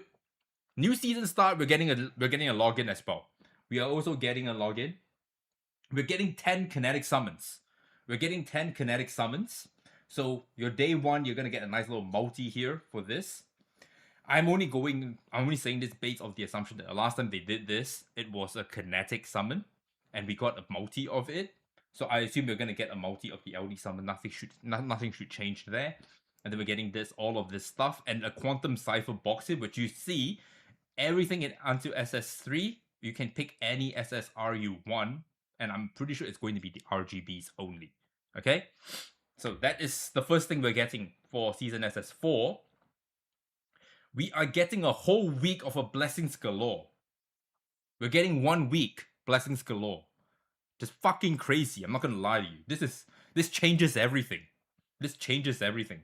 I'll make a video about this so that we can talk about it, because look, when this whole week's going, I don't think you really want to farm shells. You want to farm these, and you want to stock up as much as you can, especially with your investigation and your GP outposts. Okay? All your browsers and whatnot. We're getting this as well, which is important. Let's go back a little bit. This. Animus reconfigured. Now, this sets the precedence that every season we are going to get a reset event. Alright? This is huge because if you are going to do this alongside the balance patch and you're going to nerf and you're going to buff units, you need to give a reset event so that people have the option to go, I don't want to play with this character anymore. I'll just take all the resources back and build up the units that have been buffed. Okay? So this is setting a precedence already. They started this with this season in SS3 that's going to end. We're moving to SS4. This is showing us that that's what we're going to be getting moving forward. Okay? And then, of course, the next thing they talked about is that the Summit Brawl is going to be more often now. We get to play this more often, and the synchronization is still going to be there. That's a good thing, because a lot of people like playing Brawl just to test things out, see where they go, and then go from there. I like this, okay? Then we have the elephant in the room here, which is the SS4 Season Balance Adjustment. Season Balance Adjustment Preview.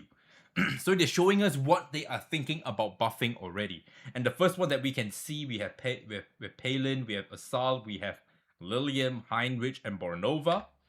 Okay?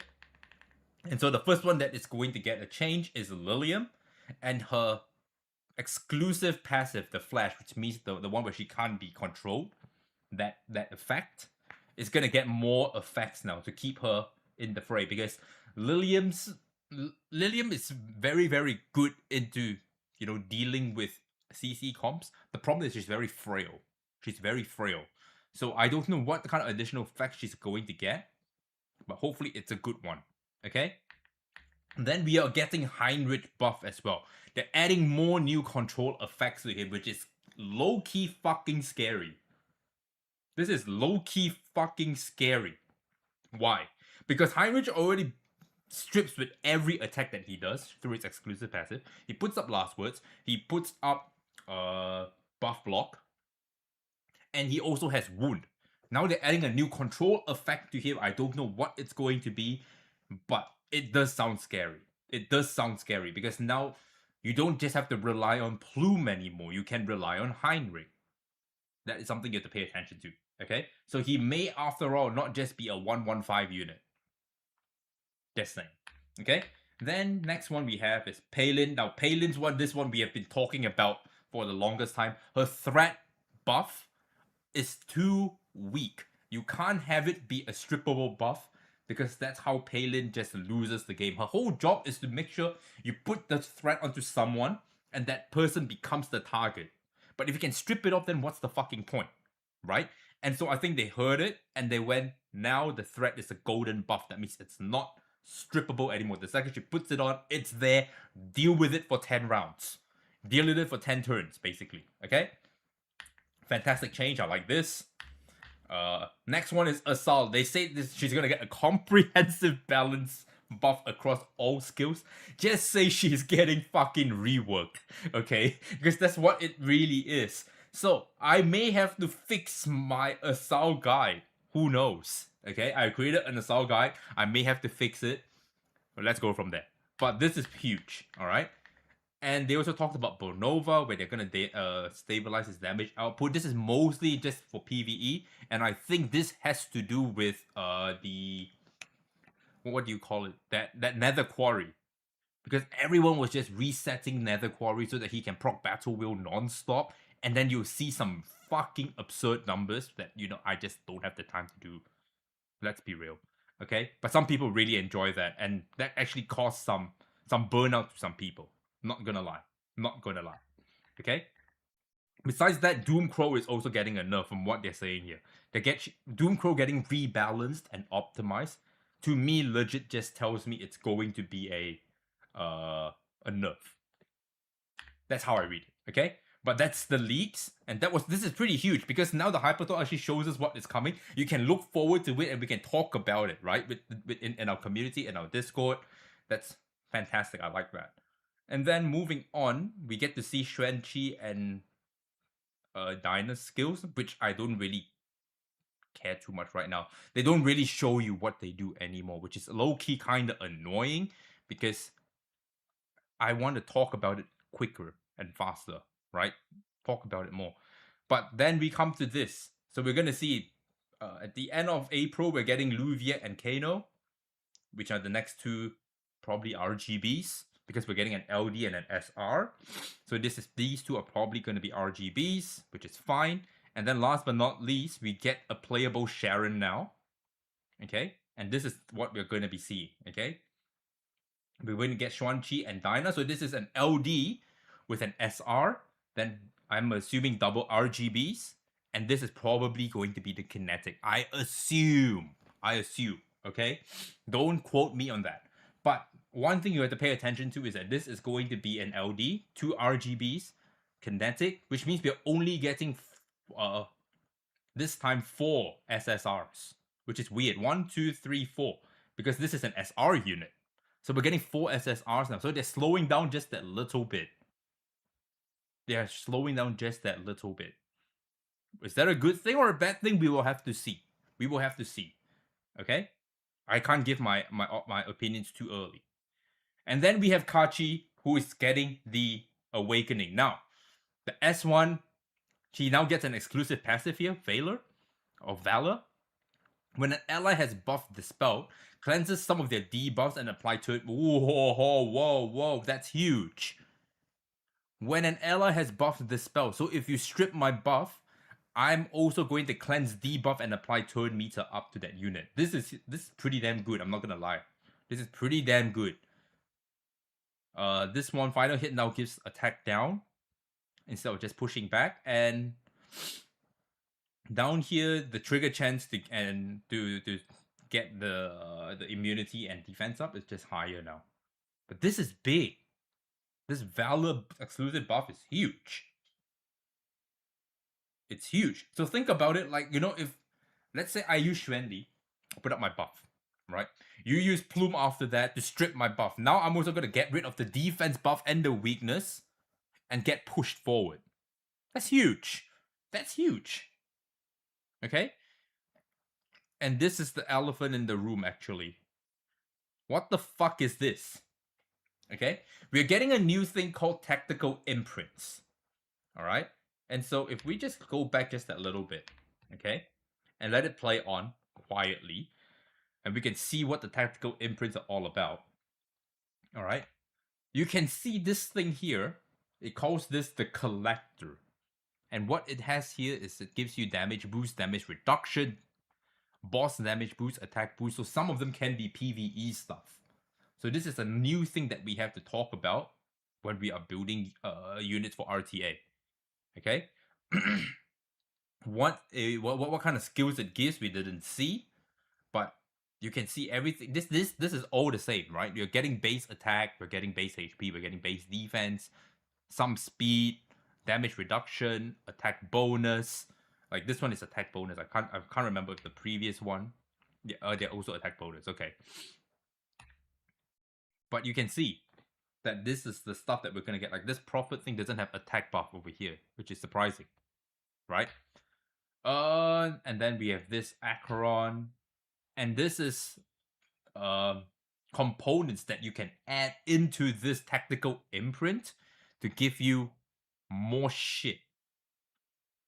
Okay, this gives you more damage reductions and whatnot. So I assume that this is where all your basic stats are going to come from, and where you're going to farm them, I assume, is in this little factory thing called the Hyper Kernel. This is where we are going to be doing all our little farming for stuff to improve our factory, to make it more consistent and be more efficient. so that we can get all these components to create our little tactical imprints. This is probably where we're going to be spending a good amount of time. This almost feels like Enfield's factory to me, to be very honest with you.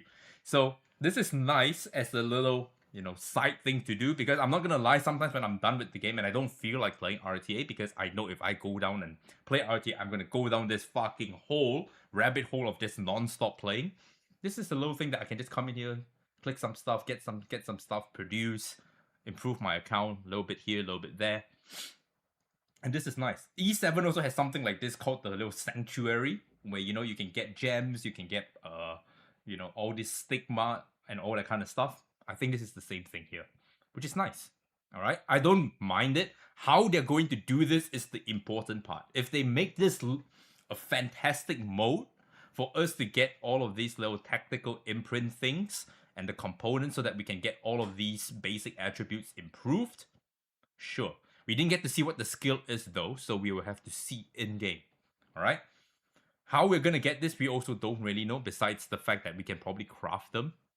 I assume crafting is the only way we can get them. Right? Because they did show, you know, this is what you can get from, in this hypercore. When you upgrade, this is what you get. All this kind of stuff.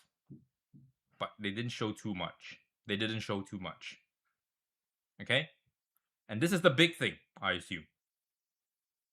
And you get to do dispatch missions now. This is not something out of the blue from that any gacha game has never done. A lot of gacha games have this dispatch mode where you can go out, send out a team for however many fucking hours, and then they come back with product for you or resources, right? So it's nothing different there. And then, of course, this is the most important part here, which is the event calendar. We get to see what's coming.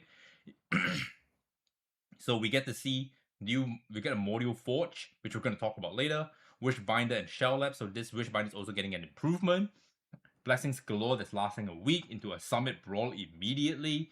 And then these are all the stuff that we can get, all the events, time limited challenges, and whatnot.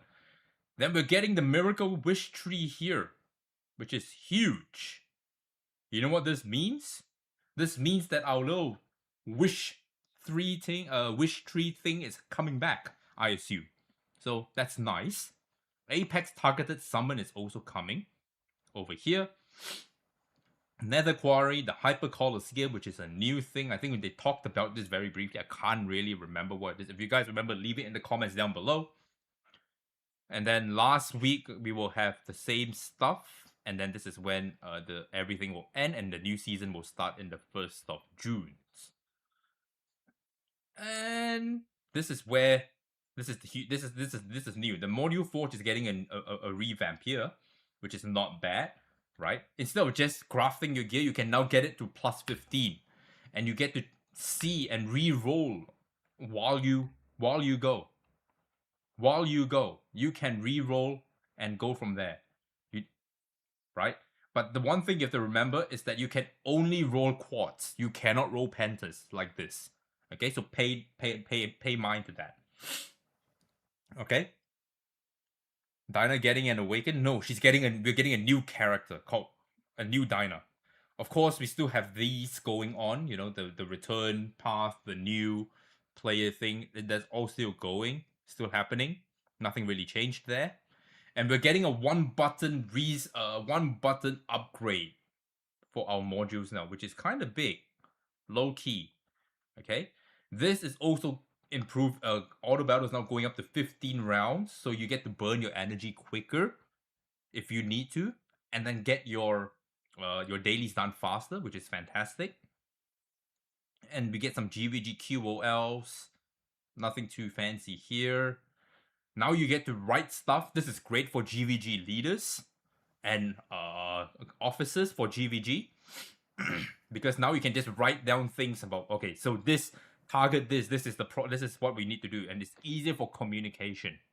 Okay, because sometimes people don't read Discord and they just come into game and they see that, they know exactly what you want from them. All right, next one is this one. This is huge. This one is a huge one, boys. This one is actually a big one. This is a big one. Presets for your GVG. This is the easiest thing to do now for GVG leaders who create you know, their plans and layouts and stuff like that. Now they can just tell them, this is where I want you guys to go. The person can just go in there, click, preset, bang, done, and you're out. Because sometimes I have to chase my guildies as well, be like, yo, set your defense, set your defense. Now you can just preset them all in here and just go, boom, straight into GVG. I love this, okay? And the presets are going to change for EUC and this as well. And don't forget that we're also getting the EUC here that's coming in April as well. I think they said it somewhere in here. April 13th. April 13th, that's when we are getting the EUC. But that is everything to do with the HYPERTALK. The big thing here is the factory. The big thing here is actually just this factory thing here that we're getting, this new mode. Factory and the tactical imprints, which we will talk about once we get more news and what they are, how they work, all that kind of good stuff. Okay? But that's it. That is the HYPERTALK SS4 preview. I'm excited for the balance patch that's coming, the patch notes, all that kind of good stuff that's coming next week. Make sure you stay tuned for that. Hopefully you guys enjoyed. Let me know in the comments down below what you think about this HYPERTALK. Was it a W? Let me know. Okay? Like, comment, subscribe. Catch you in the next one. Okay, we're done. We are done recording that voice. Fantastic. Fantastic. So, do you think the farming factory will need to spend stability? I don't know, but you can see that these are all the stuff. So let's turn this down a little bit. Okay. Turn this down a little bit. And let's get some music going. There we go. Okay. Playable Sharon is a W this season? Hell, fuck yeah. And she looks good too. That's the thing though. Where is it? Somewhere here. Was it here? She looks so good! She looks so good! Chat, this is insane! She's actually waifu.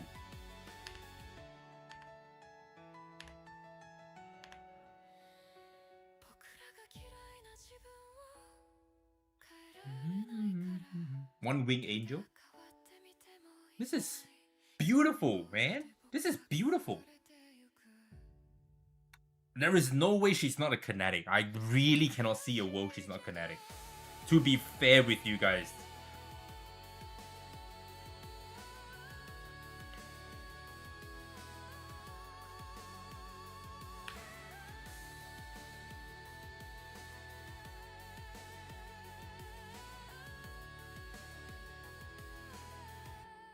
Look at that. Look at that.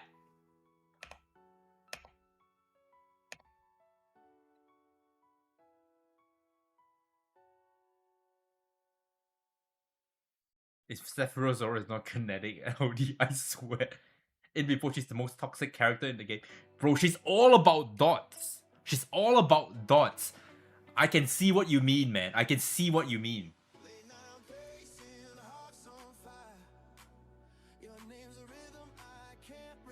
Okay, can we talk about this for a second here? Link actually getting this skin is kinda low-key wild, you know?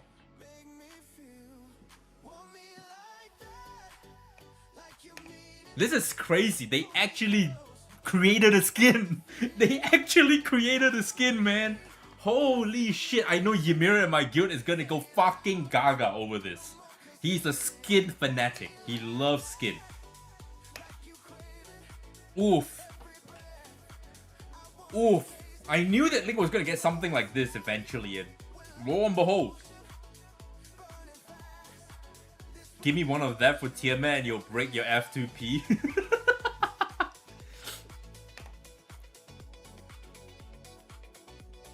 Oh my god, bro. Yo. Yo. Search up Danheng. Dude, that was the first thing I said when I saw Xuanqi. I was like, Danheng, hello? Is that you? Cause, let's go, alright? Danheng.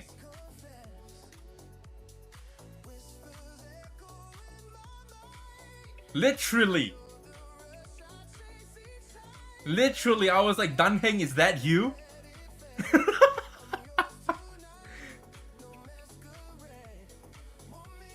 I mean, to be fair, this is not the first time Etheria has done this, okay? Remember Familia? Remember Familia? Remember this girl? Yeah? You know who she looks really like?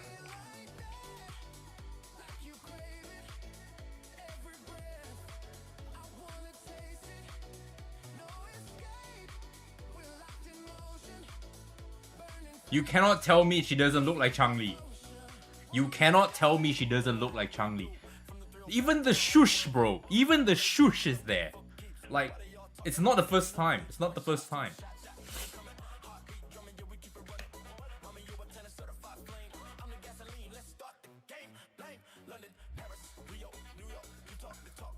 But damn, bro.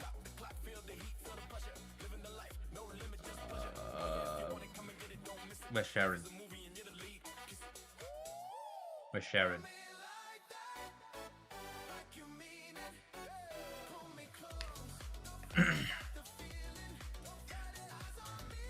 Oh, damn, bro. And Jiangku? True. True. My god, Sharon. Oh, I want to swipe. I want to swipe. I want to swipe. I want to swipe. I need to swipe. Oh my god.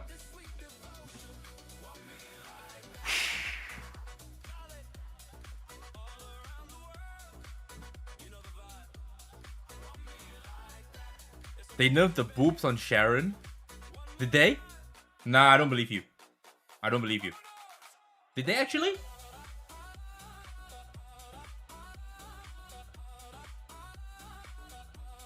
Wait, they did!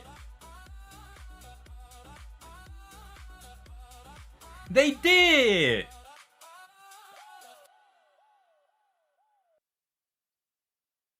Maybe because this is the corrupted version. Maybe because this is the corrupted version. You know what? I won't do Nico. I'm gonna do a run on this.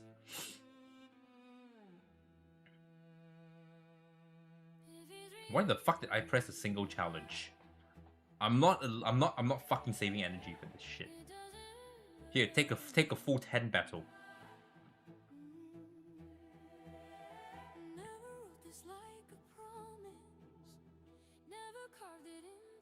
They nerfed her boobs, but removed her dress. I guess that's a win.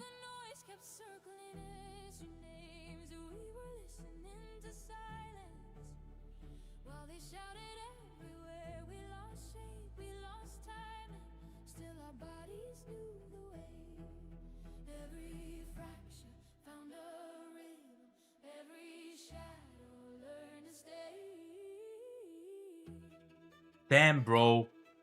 You're right. They did. They fucking did.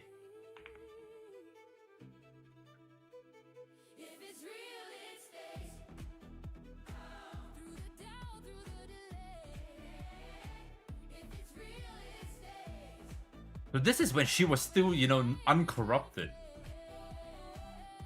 Because the harp doesn't have this flower petal thing. I don't see it.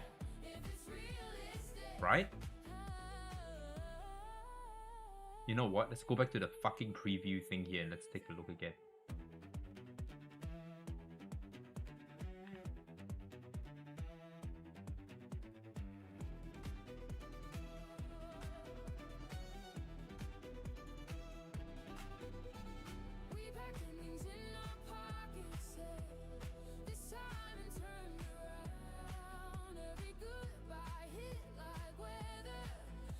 Where is...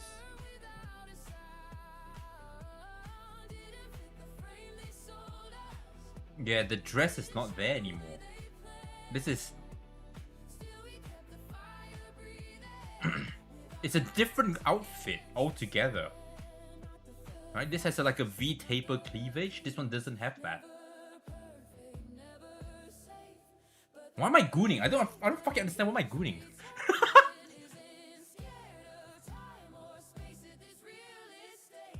Is that still not the corrupted version? I don't know. Doesn't look like it.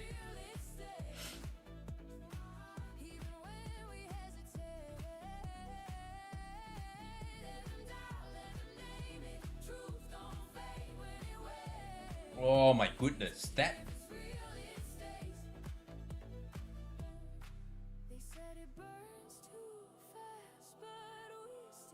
You know what's the best part about it all, chat? Chat. I love this part here. Where is it?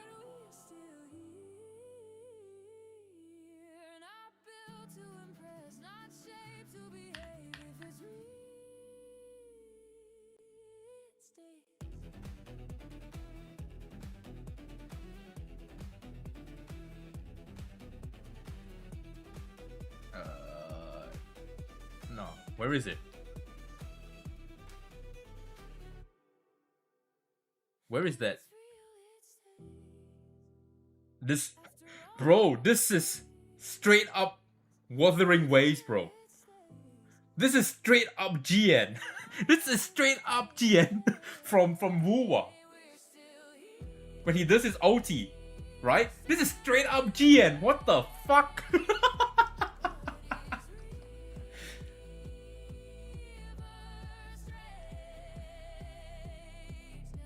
This is straight up.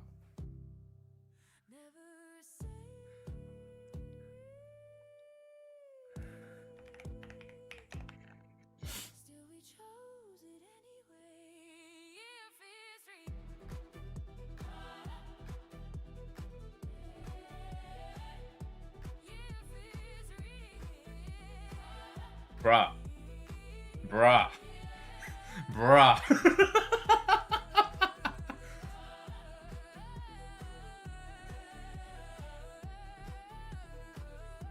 Saint Tonta's gonna come back to Wuwa now? Bro, didn't they already copy with Junk fucking everyone already?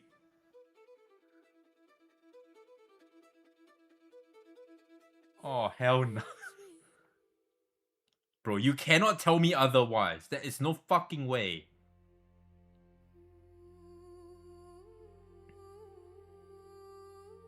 You can't tell me this is not GN. What we just saw over here.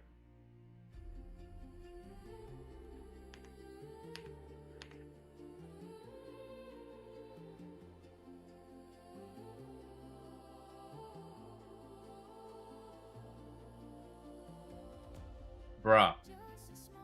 There is no way. There is no way. Where's that? Where's his... When he outs. When he outs. Let me just go into YouTube real quick.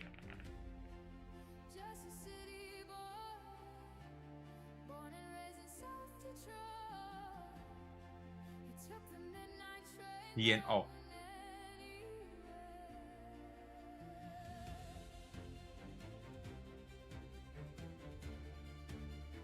Hello?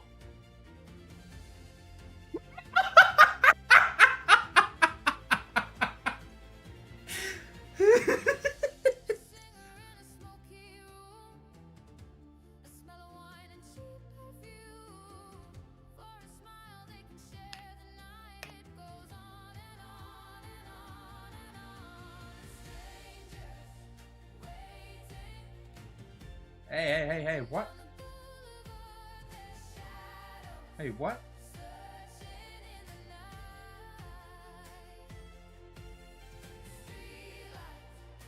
Ain't no way, bro.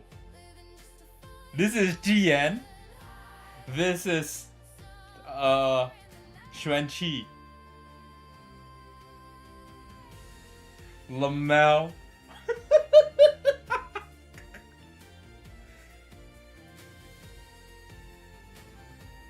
The Wuwa is the collab. The Wuwa animations is the collab.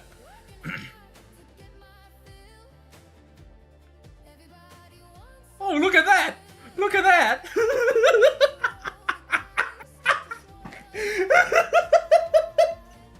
Oh shit, bro! Ain't no way! Ain't no way!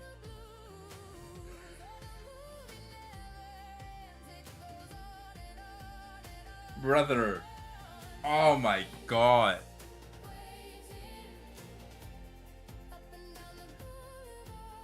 Okay, let's put this back together. You can't tell the difference? Who's selling snake oil now? Does this sound like snake oil? Not snake oil, right? Surely not.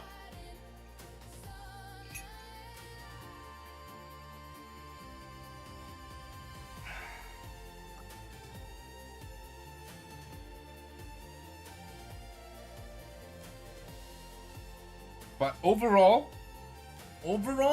I like it. I like it.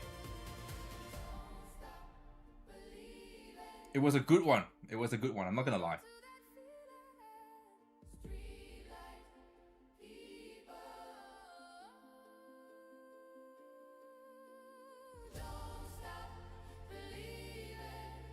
Okay, Sharon's a bitch. She didn't give me any of my supernovas or whatever.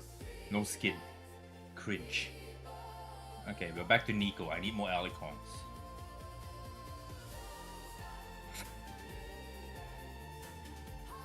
Dunham must have a packed roster. Man's in 3 games now. What's the other game? What's the other game? I'm gonna continue doing my this for a little bit and then we'll call it, okay? You can't go wrong with Fan Hang, with Dun Hang, GN, come on. True. You can't go wrong. People fucking love them. Wuwa HSRETR. True? True, Skanda? That's insane though. What they did is fucking diabolical. Jesus Christ. Hey, I gotta give them one thing though. Their animations are improving ever so slightly. Their budgets are getting a little higher, okay? Their budgets are getting a little higher. Can't believe another reset event already, Nonu? Really? It's every season now. It's a precedence. They've set, it's a rule now. If they're willing to nerf units, you have to give reset event. Doesn't mean you have to participate in it, but it has to be there. The option needs to be present for at least 2 weeks. It's just the AI model getting better. Or maybe the person controlling the AI is also getting better.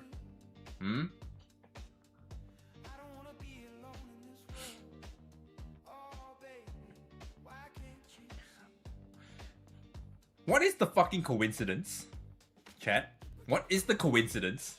When I told you guys and I wrote a post and said I was going to go live and I created a Sao picture and someone in my comments literally said, is this a foreshadow that Asao is getting a buff? I didn't plan it, by the way. I was just creating a whole bunch of art so that I could use as my thumbnail. And that was just one of them that I thought I could share with you guys.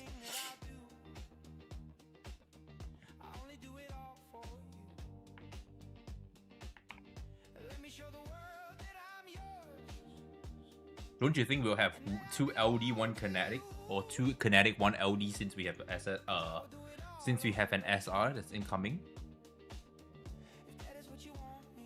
Sterby secretly at XD dev. Look, man. With the amount of complaints and feedback, when I saw Fool create the feedback thing on the main chat, on the main court, I assumed that something was coming. Because so many people were just crying about how mid Assault was. I think they will keep the same schedule. Imagine if they do two LDs and then a kinetic. That's diabolical, bro. People will lose their shit. This game is already known for their F2P-ness. You're secretly an XD dev, that's why you're doing a merchant job for them. It makes sense now.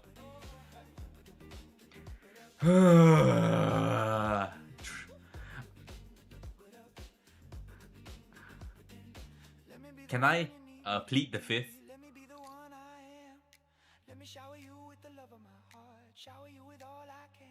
I'll tell you what, one day I'll do a giveaway on this. Who wants a notebook? Who wants an Etheria notebook?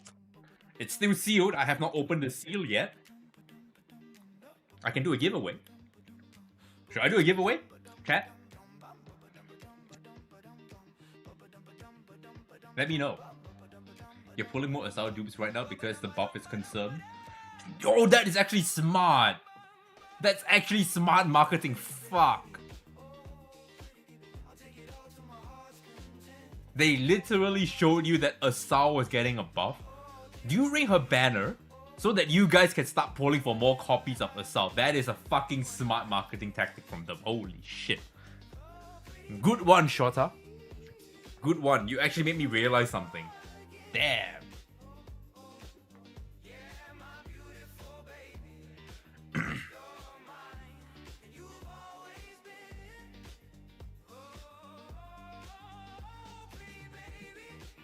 Why is it so tanky? Can you die already?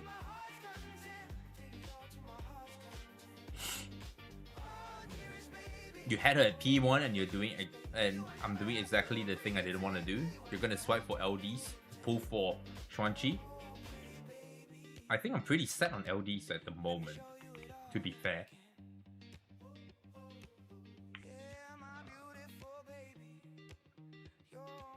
Yeah, I got 215 summons at the moment. So I should be guaranteed a P5 Chuanchi already. And I only have 218 summons here. Giveaway would be sick. I need to find a good reason to do a giveaway. What would be a good reason? Give me some ideas, chat. Throw some ideas my way.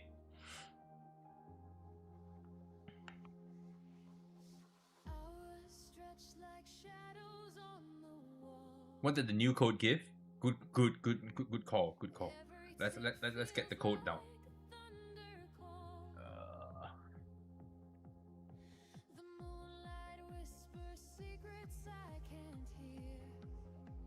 What did we get? We get 10 summons. It's a multi. Not bad.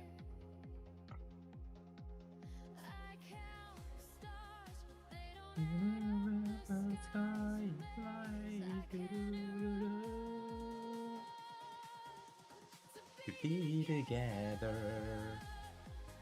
in 48 hours.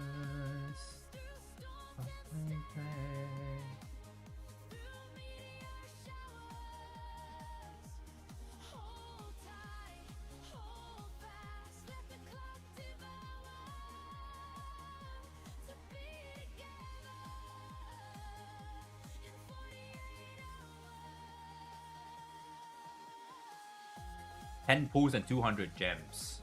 No, it's only 10 pulls.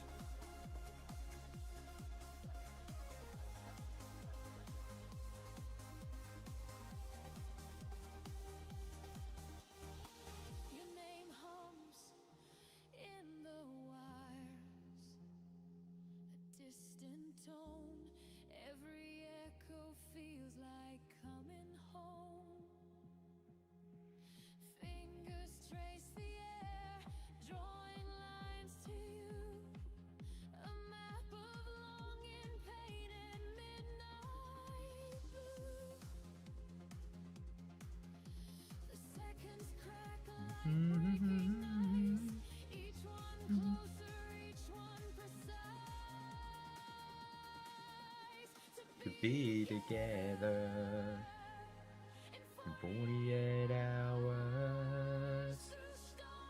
Let's get. It's on the live code. There we go. Okay, we need to kill with this first.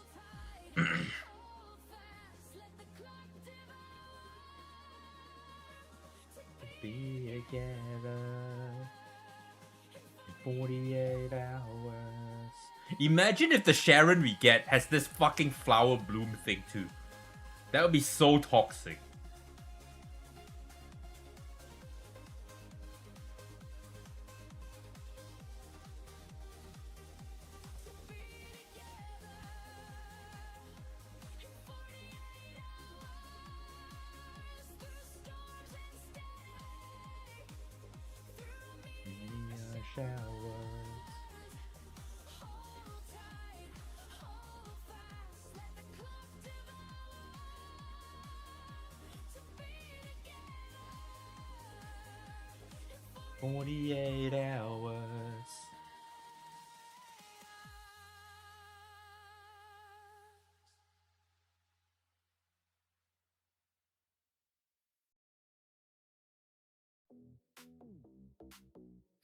Luvia was shown with some flower abomination in PV. Maybe. You're right. You're right. I think it will be fine though. I think it'll be fine. I wonder what this little pet thing is gonna do for her. Because Nymphonia also has a little dragon thing that does fuck all. But you know what? I actually really like that Crow is getting a little bit of a nerf. No, Crow is too strong. Especially when everything in Etheria restart is all defense based.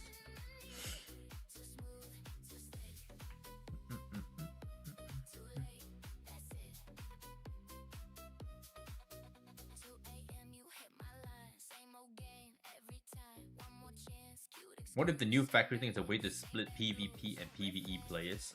I mean, in this game, as much as you want to split them, you really can't. Because you do PvE so that your PvP gets better, right? And if you're only just doing one part of the equation, you will get bored though. Because there is nothing else to do besides PvP after that. You can't run around, you can't go beat up some mobs. There's nothing of that sort over here. So, I low-key don't think you can, right?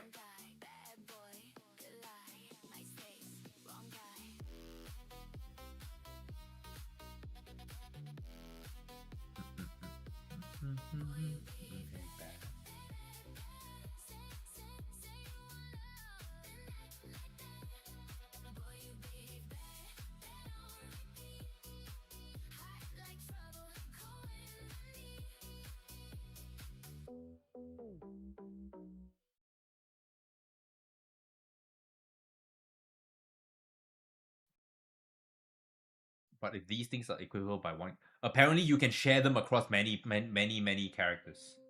So it's not like locked per se. You can share it in multiple loadouts. I wonder how well they'll do it because we don't have a lot to go off of. That's the problem here. White orchids dying on the windowsill. Red lips blended like a forgotten thrill. We dance in slow motion. My Amber Track team is pissing me off. What's up? Why? Why take two? What's happening with my team? What's a better team then?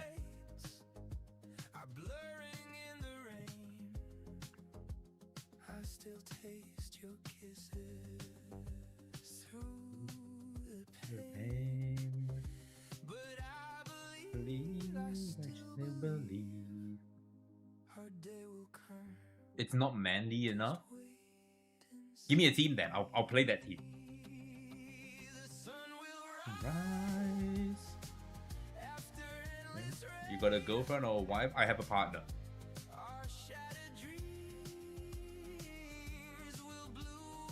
Again.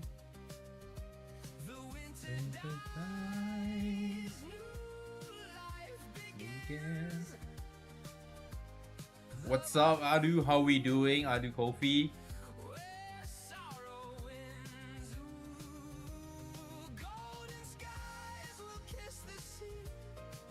Yelly and Turafo.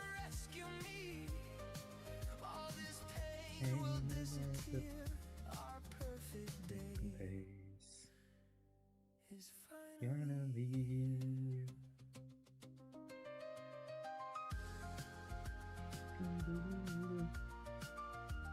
Like a male partner? No. I am straight as an arrow, my friend.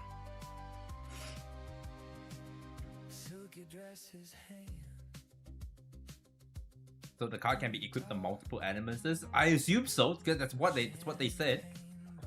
I think Sharon Animus will make us build for team 4 PvP. I don't understand what that means. What does that mean?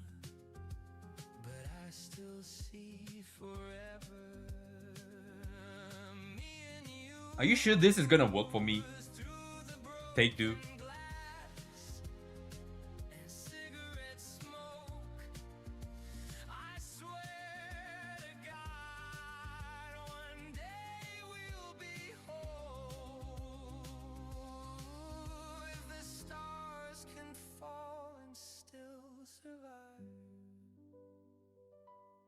so can we, my love, just stay alive.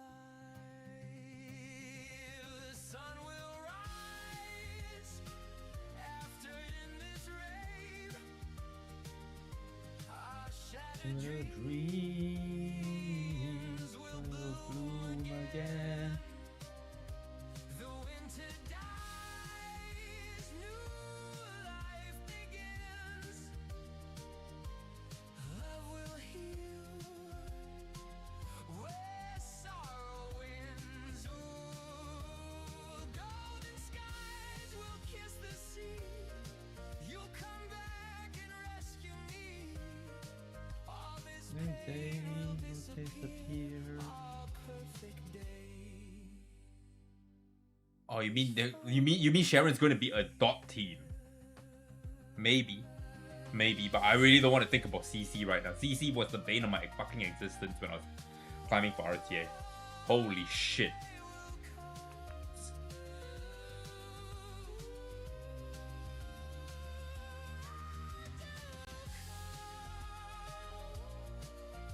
You're skeptical on the new upgrade thingy? I think a lot of people are too. What do people use here?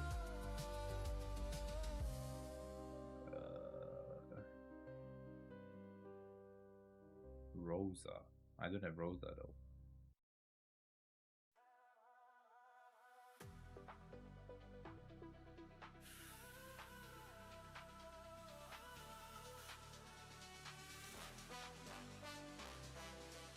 Heinrich being able to CC and dispel is wild. I know, right? I know, right? I'm scary. I'm scared, bro. I'm scared.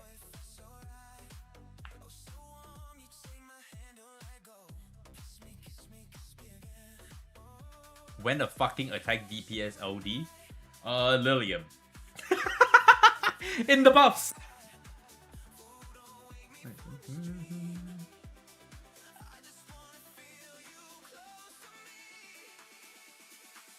Every day you get reminded of how much you need Doki. We're getting a selector thing mid-season.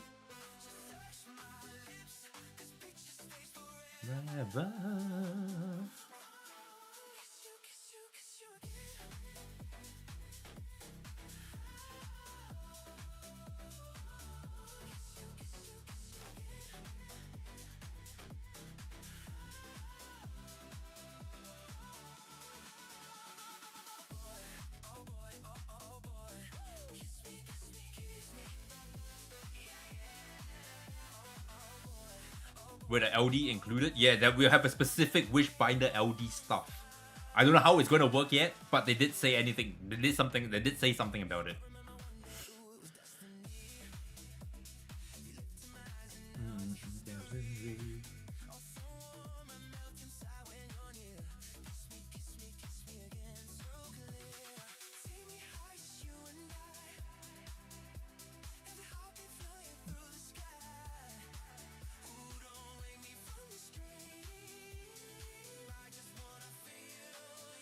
Oh, you thought I was talking about the box? No, I don't think you will get an LD from that, but you can get every SSR from up to season SS3.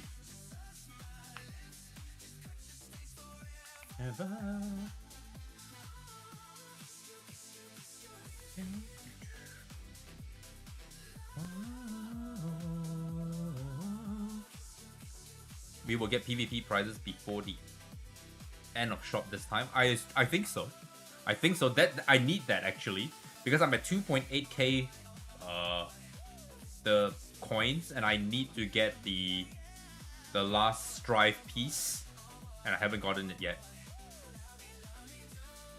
Can you pick? They actually didn't give a lot of information on that, so I can't tell you. I actually can't tell you on that one.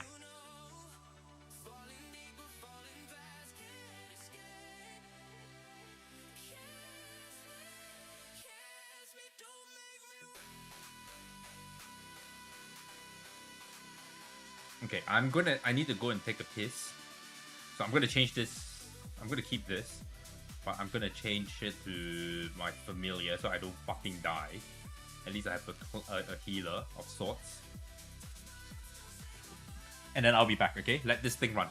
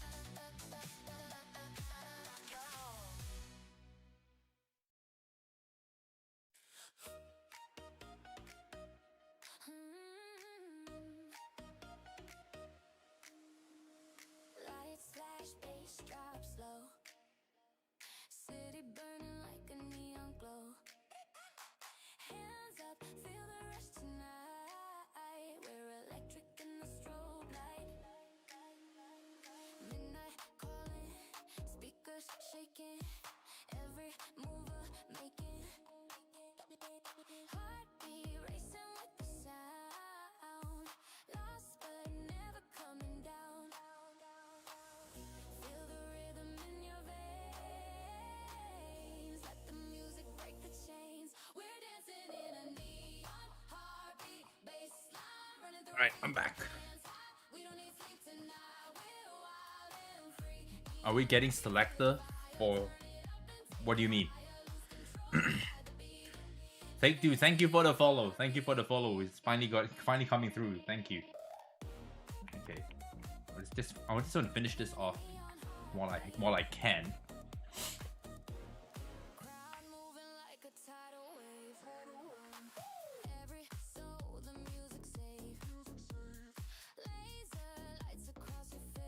Expecting a Shadow Sanya buff. I mean, a lot of people were expecting a Shadow Sanya buff, not gonna lie, but I think they've just written Shadow Sanya off, bro. Honestly.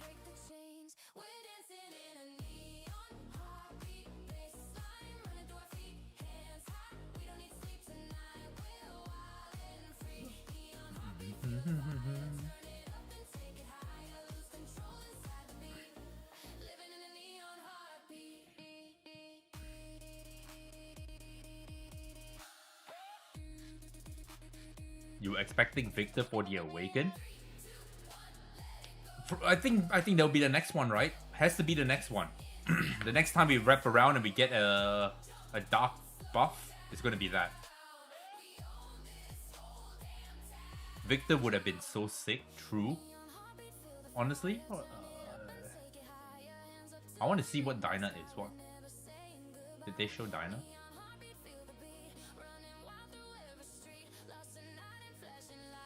They didn't.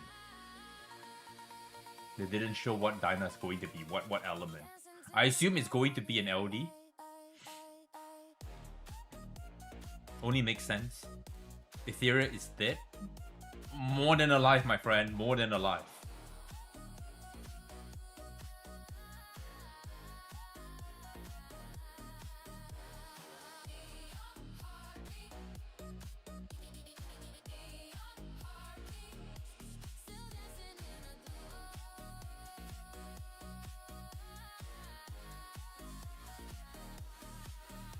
LD selector? Yeah, in the middle of the season. I think we're getting one wish binders for like the LD. Can we get the strip, please?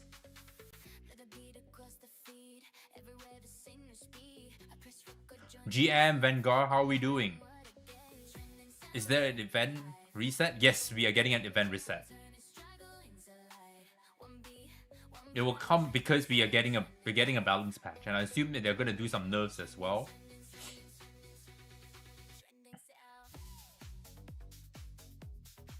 So you kind of have to. You kind of have to.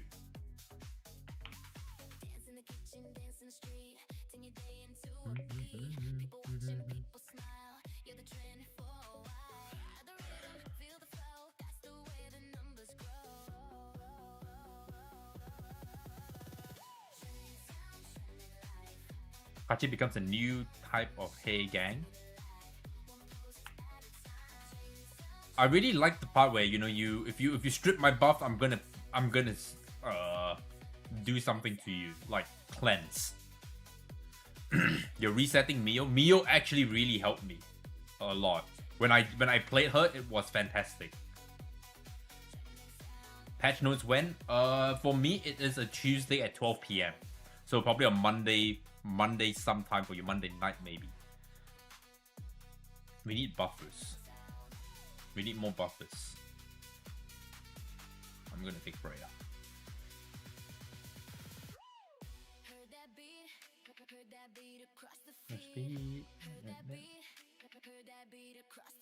Why is it not auto? I'm doing hard mode. I'm doing hard mode.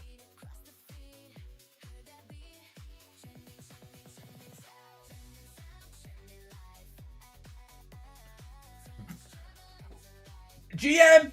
Adapt! GM, my god, GM! GM! How are we doing? How are we doing? Bro, I played you a couple of times, I think of, when I was doing my big ass grind. Fuck, bro, your Holden is a fucking menace. What the fuck was that damage on your Holden, bro? It's insane, Adapt. You are cooking with that Holden, Jesus.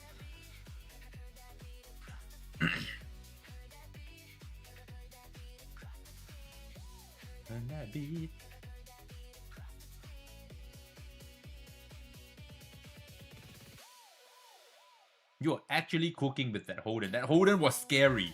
Every fucking hit was like taking a quarter of my health. I was like, wait a fucking minute, what's this counter attack about?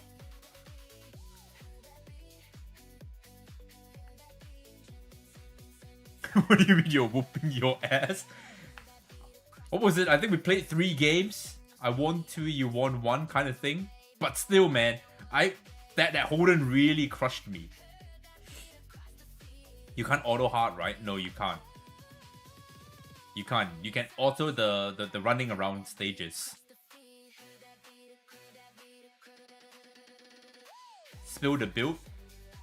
I think he's not. He Adept was fucking Ember gaming. That was when I remember. I think the second game when I was looking at who to ban, I saw 4 Ember units. I was like, what the fuck is Adept doing in 2026, bro? 2026 and the motherfucker has 4 Ember units. I was like, what the fuck? Am I playing Season SS2? What's happening? Holden is still your GOAT. Holden is the GOAT. Holden is the GOAT.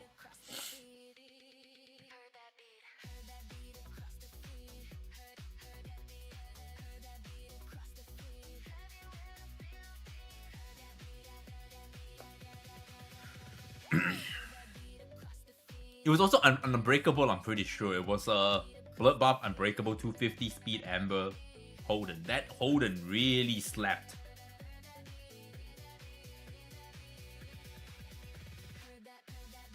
Wow, I'm RNGing like crazy with my Yelly here with the follow-up attacks. Why can't I do that in RTA? Fucking hell.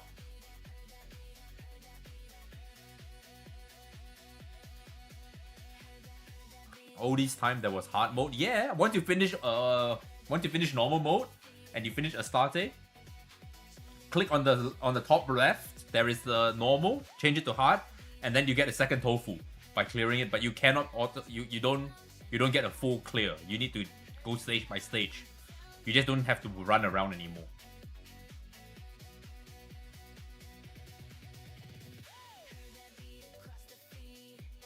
Adapt, did you enjoy the HYPERTALK? Yeah, Adapt, you're finally here. What do you think about the HYPERTALK? Did you like it? Did you enjoy it?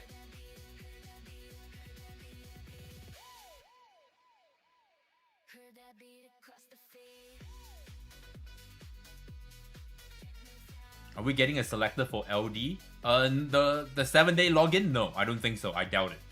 High doubt.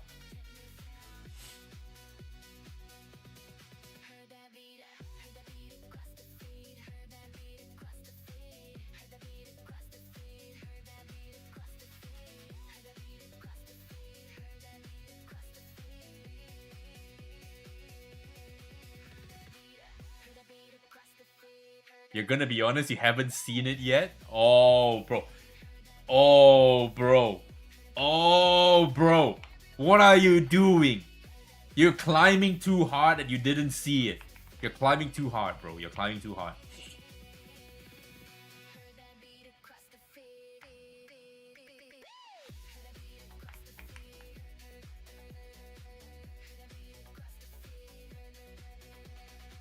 So much going on in office.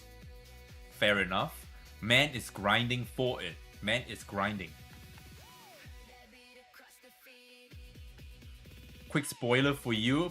Pelin is playable now. Yes, Pelin is getting a buff, by the way. They actually showed you what is getting patched.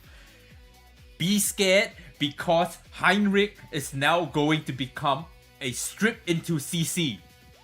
It's fucked. Bro, it's fucking doomed, bro. It's doomed.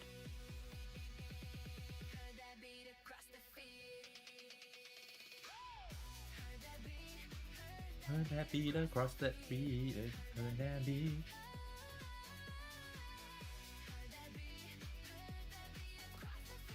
Sterby, Adapt, Bog, Rob, Brad, Ronnie, my GOAT that hypes me to play.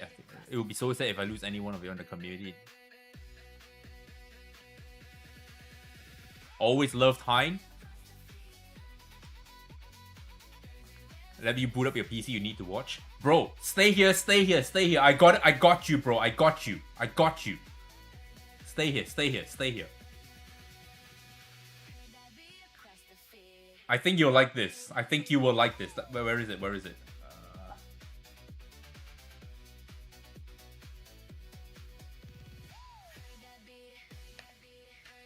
Look at Sharon, bro. She's playable.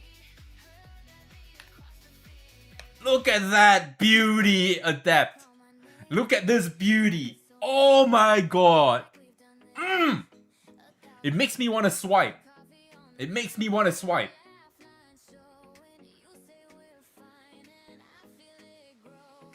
But that's the best part about it all, so I'm just gonna let you see that. I want you to I want you to watch it yourself because I'll show you this little teaser, okay? I'll show you a little teaser here. Because they fucking did it.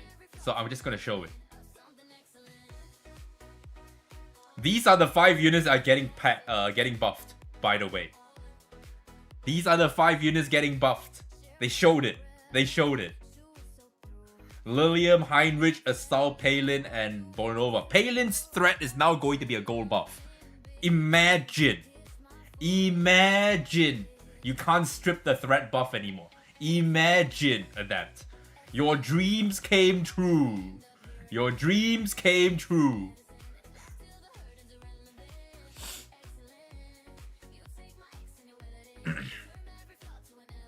How the fuck did my familiar die? What?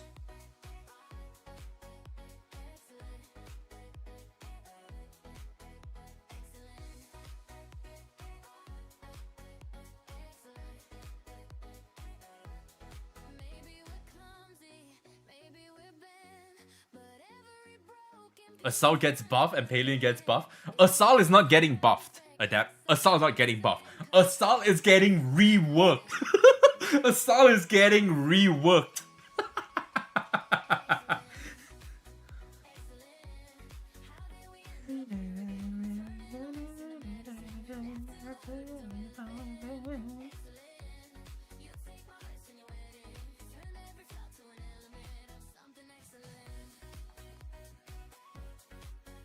But bro, what the fuck? That's crazy. I'm not kidding. I'm not kidding. They use very diplomatic, businessy lingo about Assault, but let's be fucking real here, okay? She's getting reworked. She's getting reworked. What was the word they used again? Comprehensive buffs to her overall kit. Comprehensive buff.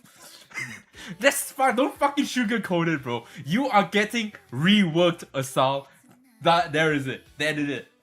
That is it. But because she's not an LD, she didn't get an immediate buff. She didn't get an immediate buff because she's not an LD. Waited for the end of season. Plus, she was at the end of the season anyway when she was released. So fair enough.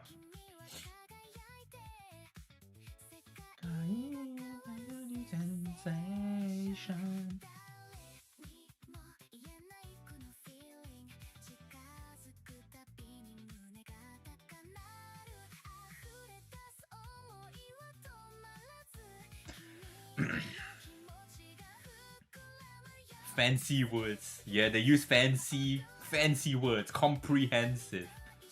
Nothing comprehensive about it, bro. Let's be real here. You guys missed the mark on Assault a little bit. So the way you had to play her was very different from how we were intending to play her. And now they are saying they have to comprehensively buff her entire kit. Nah. Yo, she's getting reworked. She's getting reworked.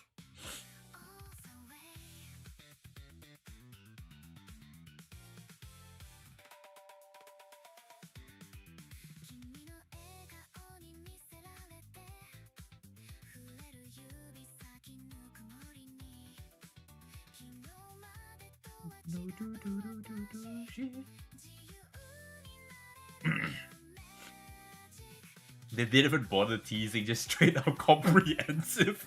Exactly. Exactly. Like, what the fuck?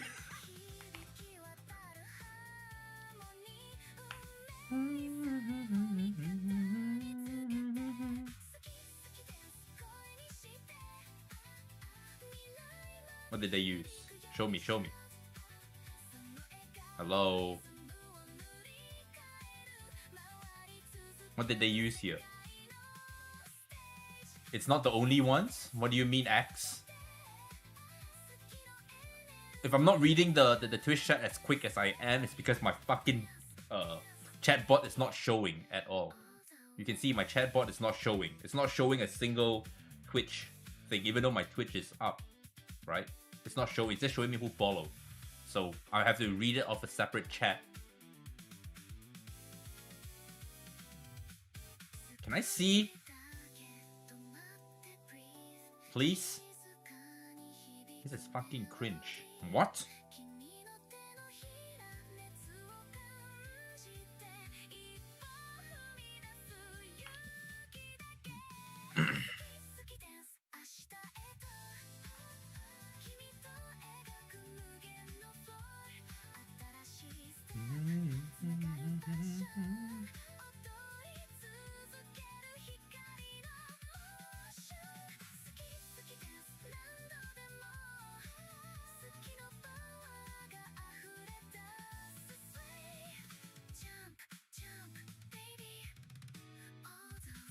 Use kinetic? You use Kathos on this in this stage? Do you? Gotta go now, dinner time. Nice hanging out with you guys today. Thank you for being here, Mischief. You were fantastic. Thank you for being here. Enjoy your dinner. I'll see you shortly or in the videos.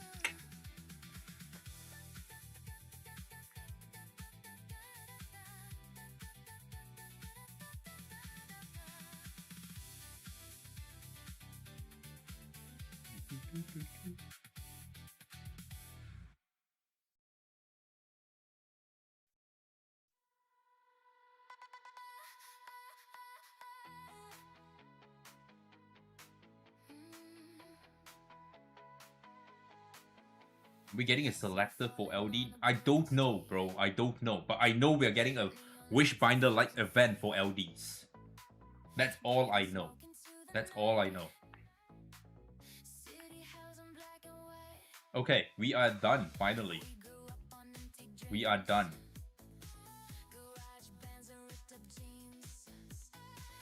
This is the last stage. Stage floor 43 was a bit difficult, but low and carry. Astarte. What do people use? Oh, it's gonna be a long ass fucking fight. I think I'll do this in my own time later on. I'll do it later on. Anyway, that's it. That's it. I think I had enough. Okay. Kathos cheese amber chorus for me. Nice. Nice. Okay, boys. I think that's all for today. Big stream today. It was fun. I gotta edit a video. I gotta post the video talking about the HYPERTALK overview. But thank you for being here. I'm going to leave now. But is anyone streaming at the moment? Is anyone streaming? Does anyone know? Is there a channel that's search category Etheria restart? Let's see if anyone is streaming Etheria restart at the moment. No one is actually streaming, so I guess we're not sending you nowhere on Twitch. But guys, thank you for being here. I'm gonna fuck off now. I got things to do. I got videos to edit. I got things to record. Catch you guys very shortly. Hopefully you guys enjoyed this stream. Thank you for being here. Like, comment, subscribe the video as per usual, and I'll catch you on the new video. All right. Bye bye. Bye bye.